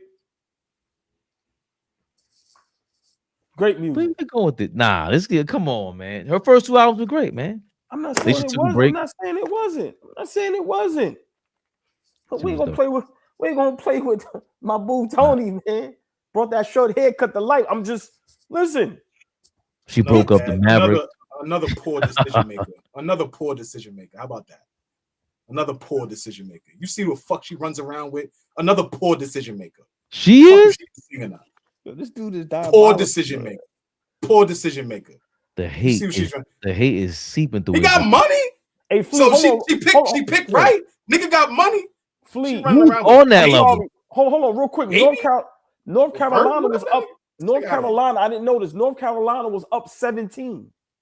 Oh, and got walked down in the second half and got walked down. They was up 5 with a minute left and lost the ball game. Wow. What's that coach? Hubert Davis? I don't understand how he still got a job, but UNC fans, big shout out our guy Lenzel. Lenzel will argue me down that Hubert deserves that job. Hubert played a couple of good years there. He was the assistant to Roy Williams for forever. So it's like, all right. But I don't know if Hubert is a great coach. How you feel about Anita Baker versus Sade? Because we were looking for the Sade's his girl. Anita's my girl. So I mean, that Rapture album is you can't touch that. Like she's like the OG Lauryn Hill shit. Like I'm a huge Anita Baker fan. Sade is my goat. It's just something about her. You always said that. Yeah, you always said that. Like Sade. That's what I love Anita. I remember being in the car. That's Anita. My mom's. That's what mom's. That's love what Anita. I grew up on, right? Like love Anita. I played more Sade. I played more Sade throughout my life. But, I love her. I love how she carry herself. And you know who I'm starting to love? How they carry themselves? LMA. I don't. What do you mean? Some I don't even ladies see her. That's my point. Some ladies just carry themselves as women, bro. They ain't showing like some people. I just love how they carry themselves, right? Especially in the mix of chaos. Like, let's be realistic. Today's world is chaos, social media chaos. And for some people to just still carry themselves, especially females, as women, it's just something about that. But I'm starting to like, I love LMA, bro. Like Jason Tatum. Good decision maker. No, great. We just talk about decision making, great decision maker. Good job, Jalen. I don't like. Hold on. See, this is my thing. Like that name, LMA, is very random. When we just talked about like Anita Baker, Sade, Toni Braxton, Mary J. Blige, I'm saying from that, like when you threw an LMA, I'm like, okay, she carries herself the way you would want a woman to carry herself, but it was like random. Like, why? How is she even? She's relevant because of Tatum. I don't even know why she's still. Huh? Yeah, I don't even hear about her. You bugging, Fabian, bro. Bro, she's a songwriter. She's heavy in the music industry. I'm just saying that's hold on. Don't say I'm bugging. I haven't heard no LMA music in years. Right. That's your fault. But that's your fault. I'm saying I'm all right then. So I don't know what's new. What's new as she came out with. But I don't care about the music. What I compared the two is why I fell in love with Sade is how they carry themselves. So what I'm saying is, even being a dope artist, being a female, just like I said, I think Sade, bro, to me, GOAT status when you're able to, nobody knows shit about you, bro. You ain't got to twerk, you ain't got to do none of that. And then when you see like the millennials, the new young people doing her videos, and it's just, and for me, LMA gives that vibe off. Like, yo, man, ain't nothing like having a woman. You know what I mean? And I just love how those two, I just love how they carry themselves, bro. That's all. That's all. It wasn't to compare LMA's music to nobody, anything like that. It just was like, when I thought of Sade, I just said, damn, lately I've been on some LMA shit, just like, that's how you do it. Even when you scroll through her Instagram page, just a woman, bro. Love it. That's all. All right. I appreciate it too. But Fabian wants to compare catalogs because LMA's name came up. Nah, maybe I'm saying it wrong. I just don't. The only time I've ever seen her was when I saw Tatum. So I'm like, why would she come up in any other conversation? Like she's not popular enough. Like them other ladies. Oh, that's what you're saying. That's from you, yeah. But somebody else will tell you LMA is a star. Right. See that now, yeah. But now we on like I don't think she's a star. Yeah, that's fine. I'm just saying another group of people that somebody else would tell you that she's a star. Like, so I hear what you're saying though. Oh, that's crazy. Jill Scott, Jelly from Philly. Yeah. Wait, nah. See, that mic. Stay away from my shit. That's mine. Stay away from that. Those are two different. Those are two different kind of ladies. Stay away from that one. Jill. Stay away Let's from that. take a long walk around the park. Around the park. Dark. Come on now. Dark. Come on now. Sanitation. Nation. Good. Listen. Good I love music. I love music, Yeah. man. I love music, man. Yeah. I love music. Vibes. Oh, I love music. Good vibes. What time is it? Damn, we're gonna get to it because this guy was talking mad shit, but I want to shit on Kevin Durant for 2 seconds. Some members of the Houston Rockets regret the Kevin Durant trade. A lot of guys miss Jalen. What's his name? Jalen Green? Yo, he ain't playing so long. A lot of guys miss Jalen Green. No, he playing in Phoenix. He balling. He's balling right now. Is he? He's playing good. Yes. He's playing well. Yes. He's playing well. A lot of guys miss Jalen Green and Dylan Brooks, one source said. Kevin hasn't bonded with anyone here yet. And they go on to talk about since the All-Star break, things fell apart. And that goes back to, I think we spoke about a couple of days ago, but that's his personality type that's on the burner accounts, the leadership skills. He's arguing with Dime Dropper on Twitter, but you ain't. Where's that fight at to lead your damn team? And it's a lousy fair attitude. And then with Ime Udoka's reputation now, it might be taking a hit with holding KD down. But the fact that there's an anonymous player, if it is a player, they said that they regret the trade and they wouldn't have made it, especially if they would have known if Fred VanVleet would have gotten hurt. But it sounds like they're missing the core of that team from last year, AllBall. I mean, we responded to this the other day, right? And we said, you know, we think Ime Udoka is regretting, you know, getting Kevin Durant. And listen, I would love for us to just kind of talk a little bit about how the Cade Cunningham injury is going to affect the East, especially us. But with KD, I'm going to be honest, bro. Like, he's not going to get no smoke. They're not making the finals. The Houston Rockets are not going far in the playoffs, and he's going to get no smoke. It's just what it is. Like, I'm over Kevin Durant. I'm sorry.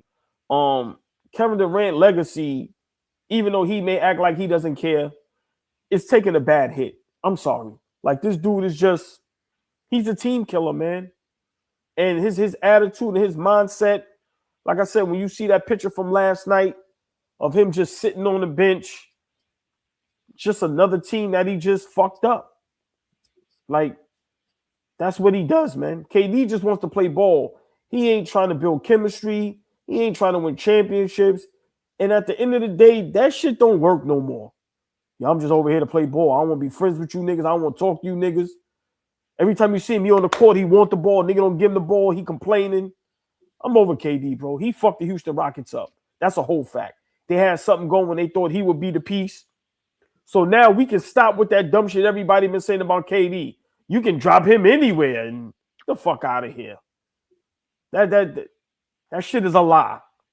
He doesn't fit everywhere. He doesn't fit every system. He actually fucks everything up. Great basketball player. Can't take that away from him. But come on, man. Enough is enough with him. He got to start looking himself in the mirror, man. Seriously. He got to start holding himself accountable and being responsible for some of the things that happen to these teams when he goes there. But that's all I got to say. I'm over KD, bro. Yeah, same thing with the Nets. And I think people were thinking, I don't know what they thought from looking at last year's Phoenix team, though, Flea. Like, they ain't make the playoffs. So why would you think we're adding? Swept the year before. He was there? By Minnesota, yeah. Ant-Man. Oh, right. Goodbye. So now you saw that and you Ime Udoka and the Rockets, you thinking this is MVP Kevin Durant. Hey Ray, it might need to be said now, but we need to stop with the Ime Udoka shit. All right, you made the finals with Boston. Heard you. That's ancient history now, baby.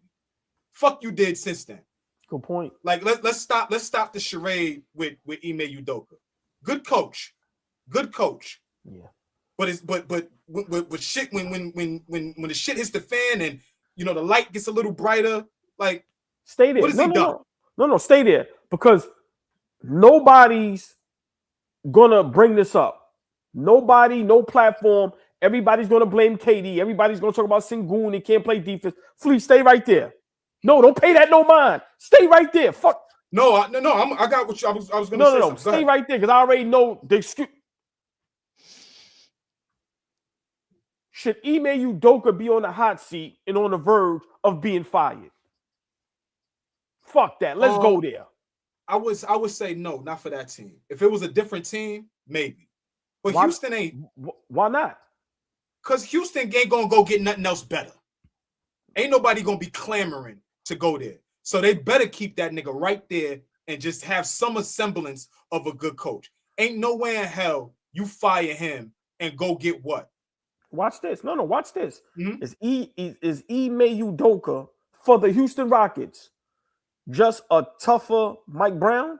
Who got better this season under Ime Udoka when they were supposed to take that trajectory up? I mean, the kid is growing under him because, listen, if Fred VanVleet's injury was going to cost them the season, then that team wasn't really that good in the first place. If Fred VanVleet Thank you. I said that and niggas laughed at me. Thank you. If Fred Van, I was dead wrong at the beginning of the season, OG. You remember what I said? I'm saying I was wrong because we was going at it because I was like, yo, Houston gonna be all right. Slow down. Bro, if Fred Van Vliet is the piece that knocked them off the rails and they didn't replace it you got bigger issues then. You got way bigger issues if Fred Van Vliet is the reason why y'all are the team that y'all are right now. Ain't no way in hell. And then you sit on your hands all season long and don't go get CJ McCollum for nothing. Don't go get Drew Holiday for nothing. Don't go. There's a laundry list of guys that could have went and got something. Like, I don't understand. I don't understand. Like, yo, James Jackson, that's ancient history, my brother. 2019, what the fuck were you doing 7 years ago? Like, what are we talking about? What the fuck were you doing 7 years ago?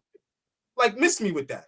Like, niggas love talking about that type of shit. What the fuck has he done since then? Like, stop. You know what they're afraid to say? That I'm never afraid to say, and I said it, and I argue with my brothers. The Thompson twin got to get better offensively. It's a lot going on over there. Yeah. I agree. Yeah, they need a point guard. Yeah, the big man is hurt. But you shouldn't be this bad when you got Sengun, when you got the Thompson twin brother who's defensive player, great, all this dumb shit, and you got Kevin Durant, and like Flea say, you got one of the best coaches in the NBA. Stop defending and make excuses for these niggas. Stop it. They underachieving like a motherfucker. And at the end of the day, year 19, Kevin Durant can't be your best player, and you think you're going to win. Year 19, Kevin Durant can't be your fucking best player, and you think you're going to win. I don't care what team you got. Not today. I think they did the same thing, but worse to Ime, what they did to Tibbs 2 years ago when they got Cat. And Tibbs was able to, they still had Brunson. That's what I didn't understand the trade, like, as far as that. Oh, you got Fred Van Fleet. It was like, oh, okay. But I'm sorry, no. Like, yo, David Smith, like, come on, man. My God, David. What up, David? Come on, man. Nigga ain't no rising star. Get out of here, man. Listen, man, they trying to pump. No, he not. They trying to pump that nigga. He is. He's very good. He's not good, OG? He's not good? Good and very good is two totally different things. He's good. Would I want Sengun? Fuck no. Oh. He ain't no rising star. When the elders is out of here, I take Sabonis over Sengun any day. Yes. Okay. When the elders get up out of here, you still got the youngins that's here. Sengun ain't no rising star. That nigga's overrated. I'm tired of overrating these niggas from overseas. Niggas ain't shit. The fuck out of here. Sabonis ain't for me either. Yeah, but we don't talk about Sabonis as if he's baby Joker. Yo, but you mad because somebody else said it. Make yours fuck what everybody else says. Exactly. Make your assessment with what your two eyes is telling you. I don't care. Kendrick Perkins calls him baby Joker. Fuck what Kendrick Perkins got to say. A lot of people call him baby Joker. So what? What are you seeing, OG? Do you see a good player? That's what I'm saying. He ain't shit. All right. Hold on. He ain't doing jack shit. There you go. There you go. He ain't doing jack shit. Come on, man. Get out of here, man. We gotta stop doing that. He ain't playing better than Jalen Brown, and he ain't no rising star. So what happens when he loses in the first round? I'm looking at the standings. I don't know. Listen, what the Rockets right there? They're in fifth place. They're in fifth place. 41 and 27. The Nuggets are 42 and 28. Phoenix in seventh place is 39 and 30. So they're 3 games ahead of Phoenix. They in trouble, bro, because they ain't got no chemistry. Yeah, Houston in trouble. They ain't got no. Forget the point guard. It's like, what the hell made you think Durant was? What did you think Kevin Durant was? If he couldn't help Phoenix last year, what did you think he was bringing over here? And you got rid of Dylan Brooks. You made the playoffs with Dylan Brooks. You were able to clothesline people. Like, you could really dirty the game with Dylan Brooks. That's Ime's guy. He thought that fucking Dylan Brooks for KD trade was like Marcus Smart for Drew Holiday or something like that. that's just a big time loss to me. And you just ruined the identity for the Rockets, bro. I don't think it's time to turn your back on Ime. I just think this is what happens when you don't have your guys, and maybe he's not adjusting to what you're trying to say, AllBall. Like Mike Brown and Tom Thibodeau will force you to play your style. They're still in the playoffs, so he got that going for him. And they might get bounced in the first round, but I don't think it's time to turn your back on him yet in terms of being a good coach. Like, he ain't in that conversation anymore. We used to have him 2 years ago. We were like, yo, man, he's right under Spoelstra and Carlisle, and he doesn't sound like he's anywhere near that. And you too hard on the Thompsons. Who the hell said the Thompson twins was Michael Jordan? All we said was they are A1 defenders. Nobody had them as some all-star, all-NBA players. This guy's ready to take a victory lap and just say anything. Anything. Amen and Asor Thompson were coined to be two of the best two-way players in the league. Like, they're on that way to being two of the I never heard that. Two best. Laughable. Okay. I'm just saying. I've never heard them be at you. I'm just saying that's laughable. No, I know, right? But we all know we're watching them offensively. Wasn't one of the brothers first team all defense last year? Amen. Or am I bugging? Wasn't he first team all defense? But none of us had them offensively. Like when we said they got Durant, we were like, and who's gonna help them? That was our first question. So you got KD, and who else gonna score? Oh, Sengun. Okay, Then you start breaking down Sengun's game. Is like he's kind of soft. He might have. Draymond was trying to kind of hinting at that he can't stop Sengun, but he's a flopper. His game, I can see why AllBall hates his game, to be honest. He has the style of play that you despise that represents that side of the world. Like, that's not basketball, bro. Listen. What? That shit ain't Flea. What the fuck are y'all talking? All right, I was trying to be cool and just enjoy. But what the fuck are you talking about? That's not basketball, what he does? You enjoy watching him play? I think he's a good player. Yes. Two different questions. I like how you did that. You moved the goalpost. Yes. Do you enjoy watching him play basketball? I don't have a problem watching it. What the fuck? I'm not gonna go and watch a Houston Rockets game, but you're not about to tell me that this nigga, he's not a good player. That nigga went, that's all, folks. Hell no. Like, are you kidding? Hell no. Hell no. Yeah, man. Y'all know how much I love y'all, man. Y'all some funny motherfuckers, man. So stupid. And he'll be dead serious. I'm dead serious. He's trying to hold a smile and a laugh. Look, let that shit out, man. I'm dead ass serious. No, don't let it out. Stay in character. No. I'm dead ass serious. That was funny. I don't need him fainting on live national screen. No, let the smile and the laugh out. Let it out. That was funny. But you're not about to tell me Sengun ain't a good player. I'm sorry. That's not what I said. Enjoy watching him? Like, and I can't name you 10 niggas I enjoy watching. You gonna ask me who I enjoy watching Sengun? You're lying. You like watching Cade, Ant-Man, SGA, Joker. No, I don't enjoy watching SGA. That's not a joy to watch him play. It's not. Now we're gonna really talk. All right, go ahead. It's not a joy. Go ahead, start your list. It's not a joy. It's not a joy to watch that. It's not a joy. Jalen Brown. He's not the pick of the list. Devin Booker is his guy. Devin Booker. Devin Booker is his guy. I'm going to watch Book. I enjoy watching Book. Nigga said Sengun is 21. You see what I'm saying, man? Like, come on, man. No, he's not. I'm saying he's a young guy. He's 21. He's young, super young.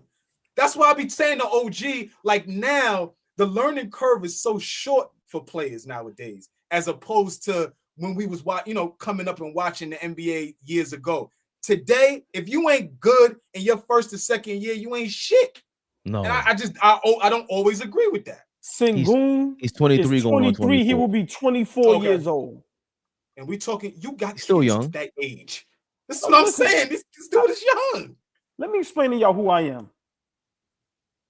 If y'all don't know, I don't give a fuck how old he is.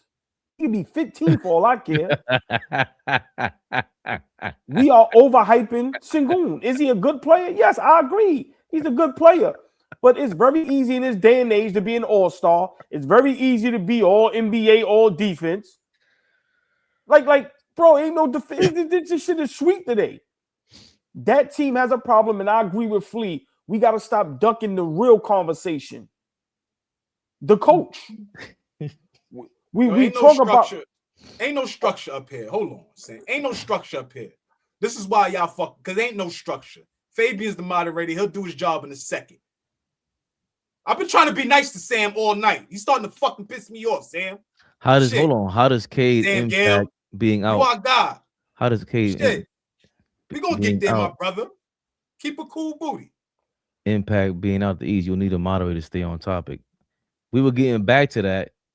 There's no way that you sitting up here, Sam. No, it's not that we're crazy. Don't even give them that. We went from topic to topic. I breezed past the Cade shit, but we did like 4 topics already. The hell we talking about the Rockets right now? Oh shit! You talking about Sam? Well, still. Oh, what you talking about Sam? Not Sam Gale. What's wrong with you, Flea? No, I'm ABG. What the fuck you mean? I'm not sexist. Men and women gonna get it. I thought that was Sam I am. We love Sam, but they gonna get it. Relax. You know what I'm talking about. Relax. All I'm gonna say is, don't tell me relax. It's a little, relax. All right, just get it back under control. Getting a little crazy. Right? Get a little crazy. I know it's starting to get a little dark out here, right? But in all seriousness, big shout out Sam Girl. We apologize, but we would automatically think Sam is a man, but we apologize. That's all. Who we apologizing for? For not showing the sexy, no. Is that what we apologizing for? What are we apologizing for right now? You see how that came out? Ooh, there you go. Ladies. What are we apologizing for? Yeah. Flea, because all this time we could have been calling that beautiful, sexy, exquisite, elegant young lady. Okay. We could have been thinking that's a man and it's a woman. So I'm just saying, okay, we apologize. We apologize for thinking she's a man. I got right, it. Right, Sam, right. That's right. my bad. I got that's it. all. My bad. My bad. But Sam, respectfully, my bad. We will get to that already. Right. We will get to Cade. We will get to Cade Cunningham. We are on the Houston Rockets. And Sam, are you a Houston Rockets fan? Because you're trying to stop us from discussing Ime Udoka. Are you a Udoka fan? Because I agree with I know, but I'm just saying I agree with Flea. Udoka deserves all this smoke. He comes off as the great head coach, right? He comes off as, if he ain't get left in Boston or whatever happened in Boston, he would have won championships. Where is his great coaching at this season? Where is it at? I don't see it. So for me, as much as we want to give Cade and Sengun smoke, Sam, we know. We just playing with you. Listen, it's all love up here. It's all love. If we can't make y'all laugh and feel good, what are we doing, right? But yeah, I agree with what you said earlier.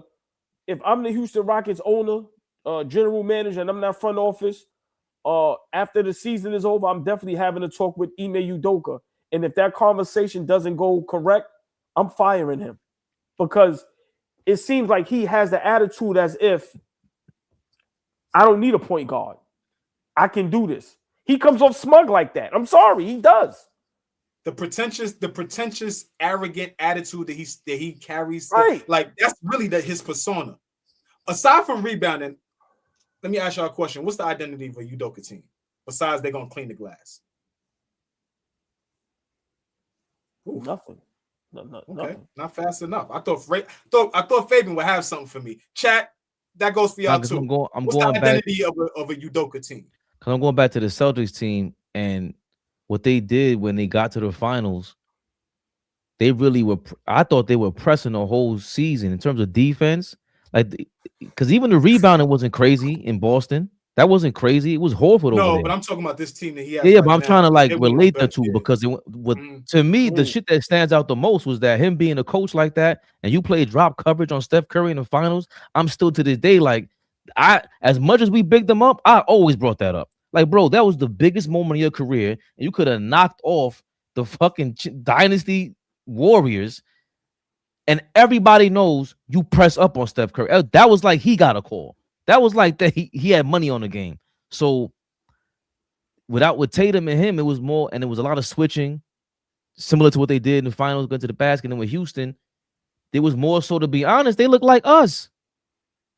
With Sengun and what's the kid that just went down? Oh man, he's got hurt for the year. They used to be on OKC. Steven Adams. Yeah. And I thought it was somebody else. They just rebounded the ball and they played defense. It was that, like I said the year before, Orlando, Detroit, Houston, they all took our shit. And I don't know why we went away from it. We never added to it. They play the same defense, get offensive rebounds, extend the possession. Yo, this era, that's really what it is. You could do 5 and out like Golden State and Boston and them teams and OKC, but you could also do what the Rockets, Detroit, and Orlando starting to do, where it's like if you don't have much of an offense, you got to get offensive rebounds, extend the possessions, and then rely on your one-on-one guy. But they had nobody to go one-on-one last year. That shit was ugly. Flea, can I just say the truth? Maybe we exaggerated Ime Udoka. Listen, he had a great team over there in Boston. He left and they didn't miss a beat. Tatum gets injured. Right. Tatum gets injured. They don't miss a beat. Right. When he was there, they were supposed to win and didn't win. So I'm going there. Ime Udoka might not be a good head coach. That might be a possibility.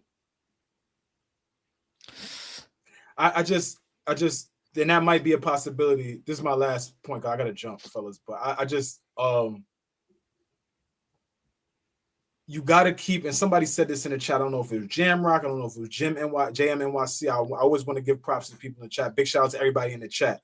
But they were saying you gotta continue to upgrade your resume. You gotta continue to add things to your resume. And if the only thing that you got on your resume is a 2008 NBA championship, Doc Rivers, why the fuck are you considered a great head coach? How many why? Okay, you got plenty of regular season wins.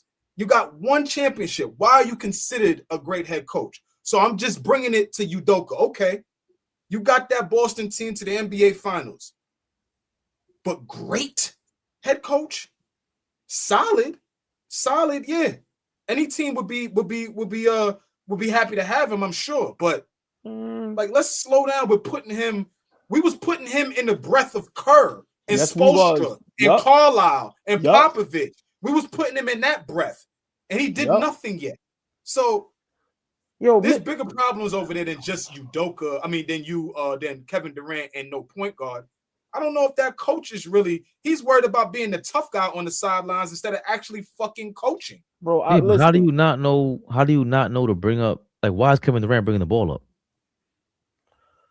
Because he don't trust Reed Shepherd, and Reed played well. Trust the kid. Reed good. Yeah, bro. Trust him. What else you gonna do? Right. Or go get a point guard. Come on, listen. I know Flea got to run.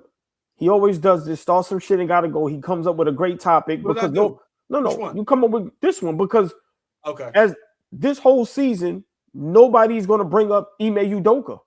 Everybody's going to continue to blame Kevin Durant and blame everybody else because I was guilty of glazing Ime Udoka at one time, right? Mm-hmm. But we have to be honest. There is a possibility that he's not a good head coach because Flea, like you say, what the fuck has he done? That Boston Celtics, listen, some of these niggas that go to the finals, these rosters be tough. Let's cut the jokes. And then when I see people in the comments talk about what he got to work with, you know how many coaches ain't got nothing to work with and they making it happen? So miss me with that.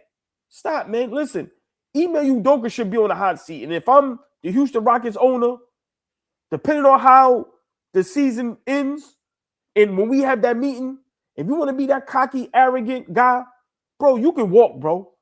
Come on, man, because this was supposed to be the season for the Houston Rockets to go to the next level, especially when you add a Kevin Durant. And miss me, I don't care how long he's been in the league. Everybody want to still glaze him. He want to still think he that guy. So we gotta criticize you like that. These niggas don't think they in year 19. They still think they in year 10. That's how they carry themselves. So we're gonna talk about you like that. Fuck that. You see LeBron playing third option now officially. He taking less than 14 shots a game. Yeah. Hold on. They've been mighty quiet on the JJ Redick side of things. Yeah. Watch this. Don't do that to him, right? Oh, y'all Fabian, don't do that to him. So hold on. Oh, I got y'all. Let me tell you how both of y'all full of shit, and you gonna stay on for 2 minutes. How? I ain't say nothing. I said don't do it to you. No. You gonna get in trouble tonight. 2 minutes. That's fine. The beginning of the season, who was the only person who was saying they have to be championship contention with that roster? Who was the only person? You. Wait. Yo, Fleet, you get it, Fleet. We just talked about who else we talking about? we just talked about the Rockets and the Lakers, bro. So which team are you talking about?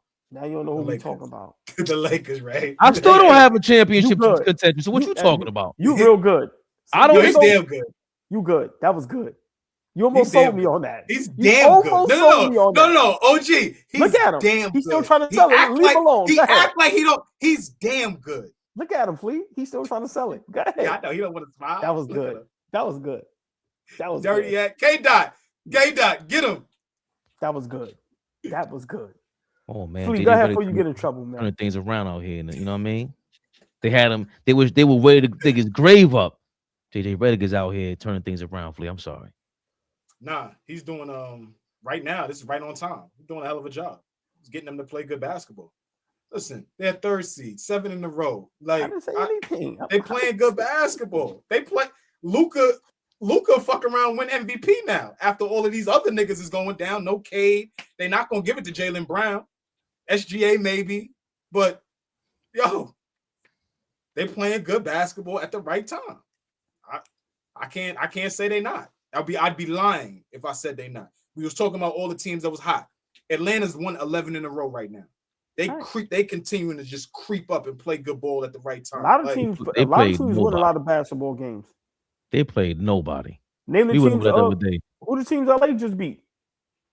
So they just beat the Rockets, a playoff team, back to back. The Rockets on a home and home or on a back to back. Who else? They got Miami tonight. Then I'm not sure. I'm gonna be honest with you. I'm not sure. I'm not about to sit here and run off the last 7 games that they won, but they won. 7-game winning streak. They won. That's why there's the Lakers and things of that. Right. Houston, Denver, Chicago, Minnesota, New York, and Indiana. Yeah. Okay. Yeah. Minnesota, Denver. I give you that. Yes. And the Knicks. And the Knicks, they beat us. They smacked us. Yes. Couple. Indiana's a stinker. Okay. Chicago's you need those. Yeah. Big shout out JJ. Now I'm more hyped because they said LeBron is shooting 14 shots a game. I said, oh yeah, he got him. And then DeAndre Ayton said I had to look in the mirror. Who do I think I am? I'm not that guy. I'm not him. I'm not him. Shit. Who spoke to him and kept it real? You're not that guy, bro. One of them West Indian niggas from over there, somebody from the Virgin Islands came over and said, "Hey, my son, you think you LeBron? You think you slow down. Yo, they kept it real with him. Damn. So 2 seconds with Fleet with the Cade shit. Cause you gonna stay on for a second all ball or gonna run with him? Yeah. I got a couple minutes. I think that's something we have to discuss. You got what you wanted, Fabian. Let's go. He blaming me. He said, "Now fuck that, Flea. You staying on for 2 more seconds with that stuff." Like, what? I can't do that. Anytime I say some shit like that, you can't. You fuck you, Fabian. You had the alley-oop to start the beginning of the show, and you cut it. We're going back to that. Stop bringing up old shit, man. That's his job. That's what he does. That's what he does. He holds grudges and he's toxic. What did we say earlier? Narcissist. That is narcissist behavior. Another big word of the night. Hey, Cade Cunningham is out for some time. Sean Saranya reported that he has been diagnosed with a collapsed lung and is expected to miss an extended period of time. But CJ McCollum was out twice with his collapsed lung. So both times was 3 weeks. The second time was 6 weeks. Flea, what are we thinking? Is this a big deal for the Knicks? We down by 5 games, 12 games left. 3rd seed to the 1 seed. Where we at with it? Fuck the Pistons. Let's start there. Fuck the Pistons. We don't need to start worrying about the Pistons. We just need to continue to play our game. Continue to figure out ways to get chemistry, figure out ways to put W's on the board. I don't want to worry about chasing them. But no Cade Cunningham makes them vulnerable. It just is what it is. It makes them extremely vulnerable. The only reason I thought going into the playoffs they were going to have a hard time, making the Eastern Conference Finals or even the NBA Finals or potentially winning is because, like we always talk about Brunson, that team is the definition of relying on somebody solely for almost everything that they do. Starting their offense, scoring, being the point of attack defender. Like he led the league in assists. I don't know if he does right now, but he was at one point. So I'm just saying everything is reliant upon Cade Cunningham, and then you take him out of that lineup. Have they, groomed backup point guards? When Cade comes out the game, who's the guy that's the primary ball handler? I know there's some Pistons fans in the house. Who's the primary ball handler when Cade comes out the game? Janice Denkins or Denkin Janice, whatever this nigga's name is. Who was you got rid of Jaden Ivey? Who is their ball handler now? So that puts them in a very tough spot. So I know that they was screaming to the mountaintops. Yeah, they've had a hell of a season. But what the fuck you gonna do now? What the fuck you really gonna do now? Just in terms of actually igniting your offense.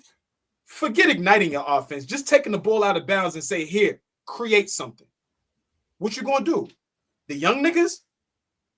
You gonna rely on them now? So that's what I'm saying. It was a Pistons party in here for about 2 or 3 weeks. We couldn't keep them dirty ass niggas away from us. Now we can't find one of them niggas in the comments. Can't find them. Ray Floyd popped in. Big shout out to our guy Ray. Popped in and popped his ass on out of here. Them niggas know to get gone. Disappeared. It's quiet in Michigan. Quiet. Yeah. That changes everything in the Eastern Conference. But let's be realistic. If any team right now loses their best player, that's it's terrible.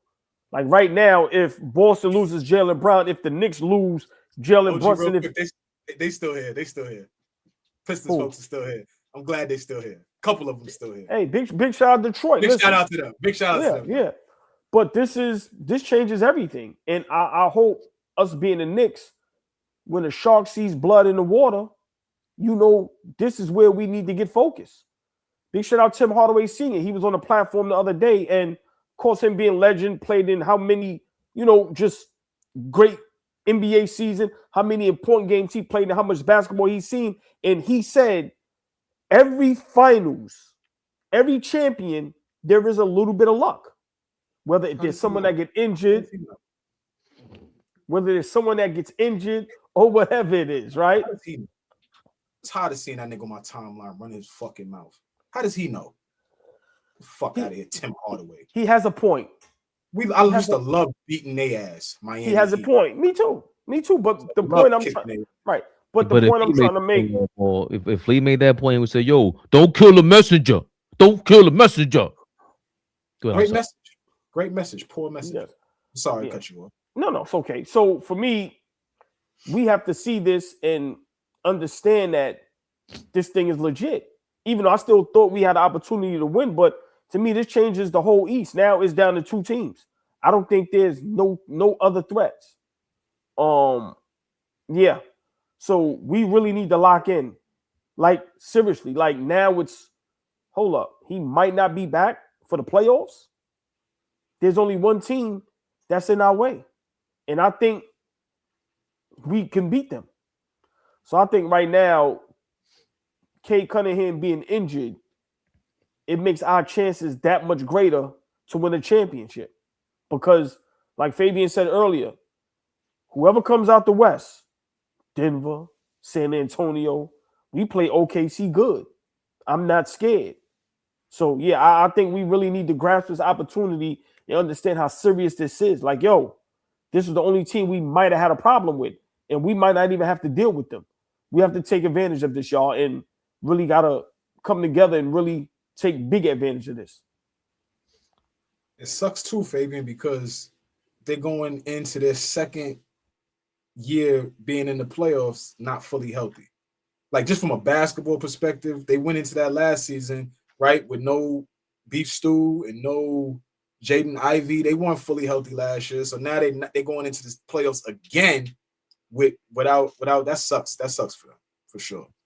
But you see the same thing with Houston and Kevin Durant. You put all your eggs in one basket offensively. That's what we call from the beginning of the year. Who's your backup? Who's the number two to Cade Cunningham? I know Durant is there, but he's young, man. I don't see him.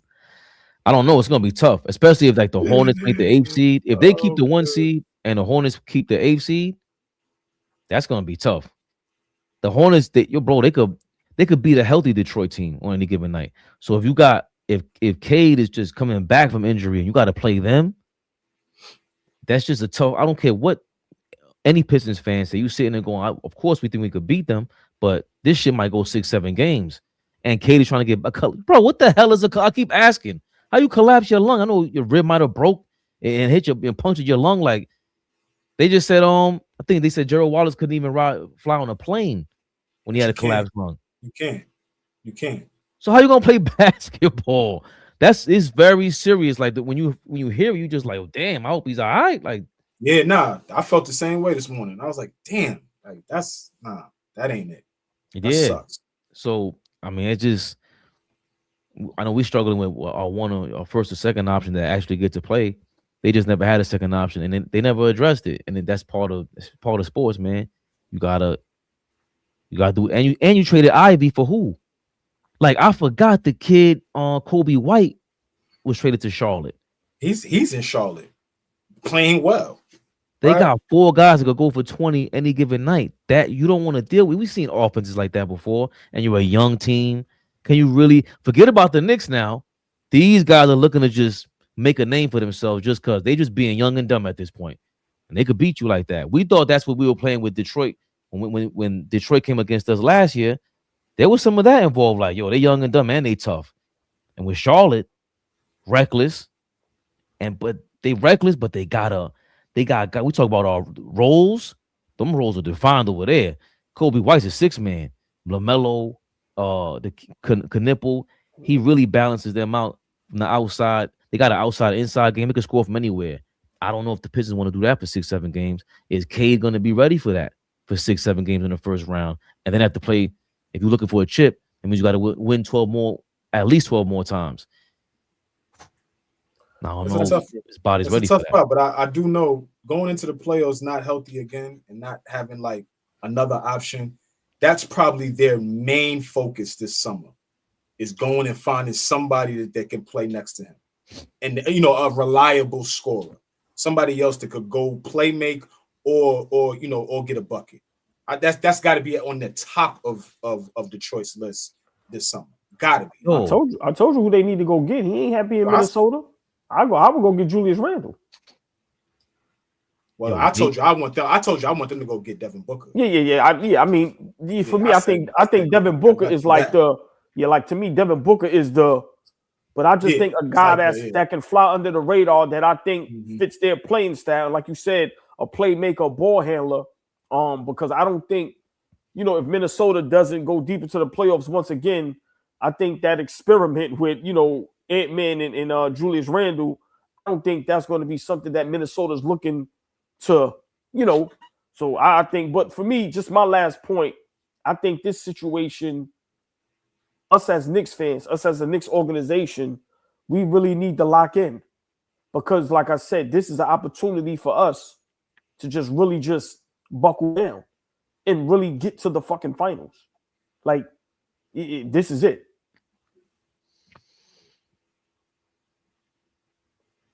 This is it. Tomorrow. Is it 8 p.m.? Oh, hold on. Jamrock, thank you for your $2. You have to develop young talent with the CBA. Yeah. We got super chats. House Flying, thank you for your $5. Derek Harper said he thought he worked hard until he joined the Knicks. Is this team like that? Nobody works hard anymore. Except us. We don't believe that. The bill collector, thank you for your $5. Pure, unadulterated, unfiltered, underrated Knicks talk. talk. Only place you can get barbershop shit from. Big up my ninjas. Keep rocking my G's. Blessings. The bill collector. Always see you showing love from time to time. Ain't trying to stop. You're gonna keep going. Thank you for your super chats, man. It keeps us going for real. Thank you for asking for the link for the merch. I forgot who that was. That's the active merch right now. And we're working on some things. Don't get it twisted. We're working on some things, AllBall. Don't block the haters. Their views only pay y'all. I think I say don't block the haters. Their views only pay us. All day, Jacory, we ain't listen. We're trying to keep Flea under control. Because he will block everybody. AllBall. Any last thoughts? Yes. Love the chat. Big shout out to y'all. Y'all know how I feel about y'all. Always rocking with us. We live tomorrow against Brooklyn. Let's have some fun tomorrow. Listen, we live every game. Thus to the finals. Come on, man. It could have been anywhere else. Tomorrow, 8 p.m. You heard the man. Brunson's back. We back. AllBall TV. They scared, but I'm not. They don't like comentario. Y suscribe.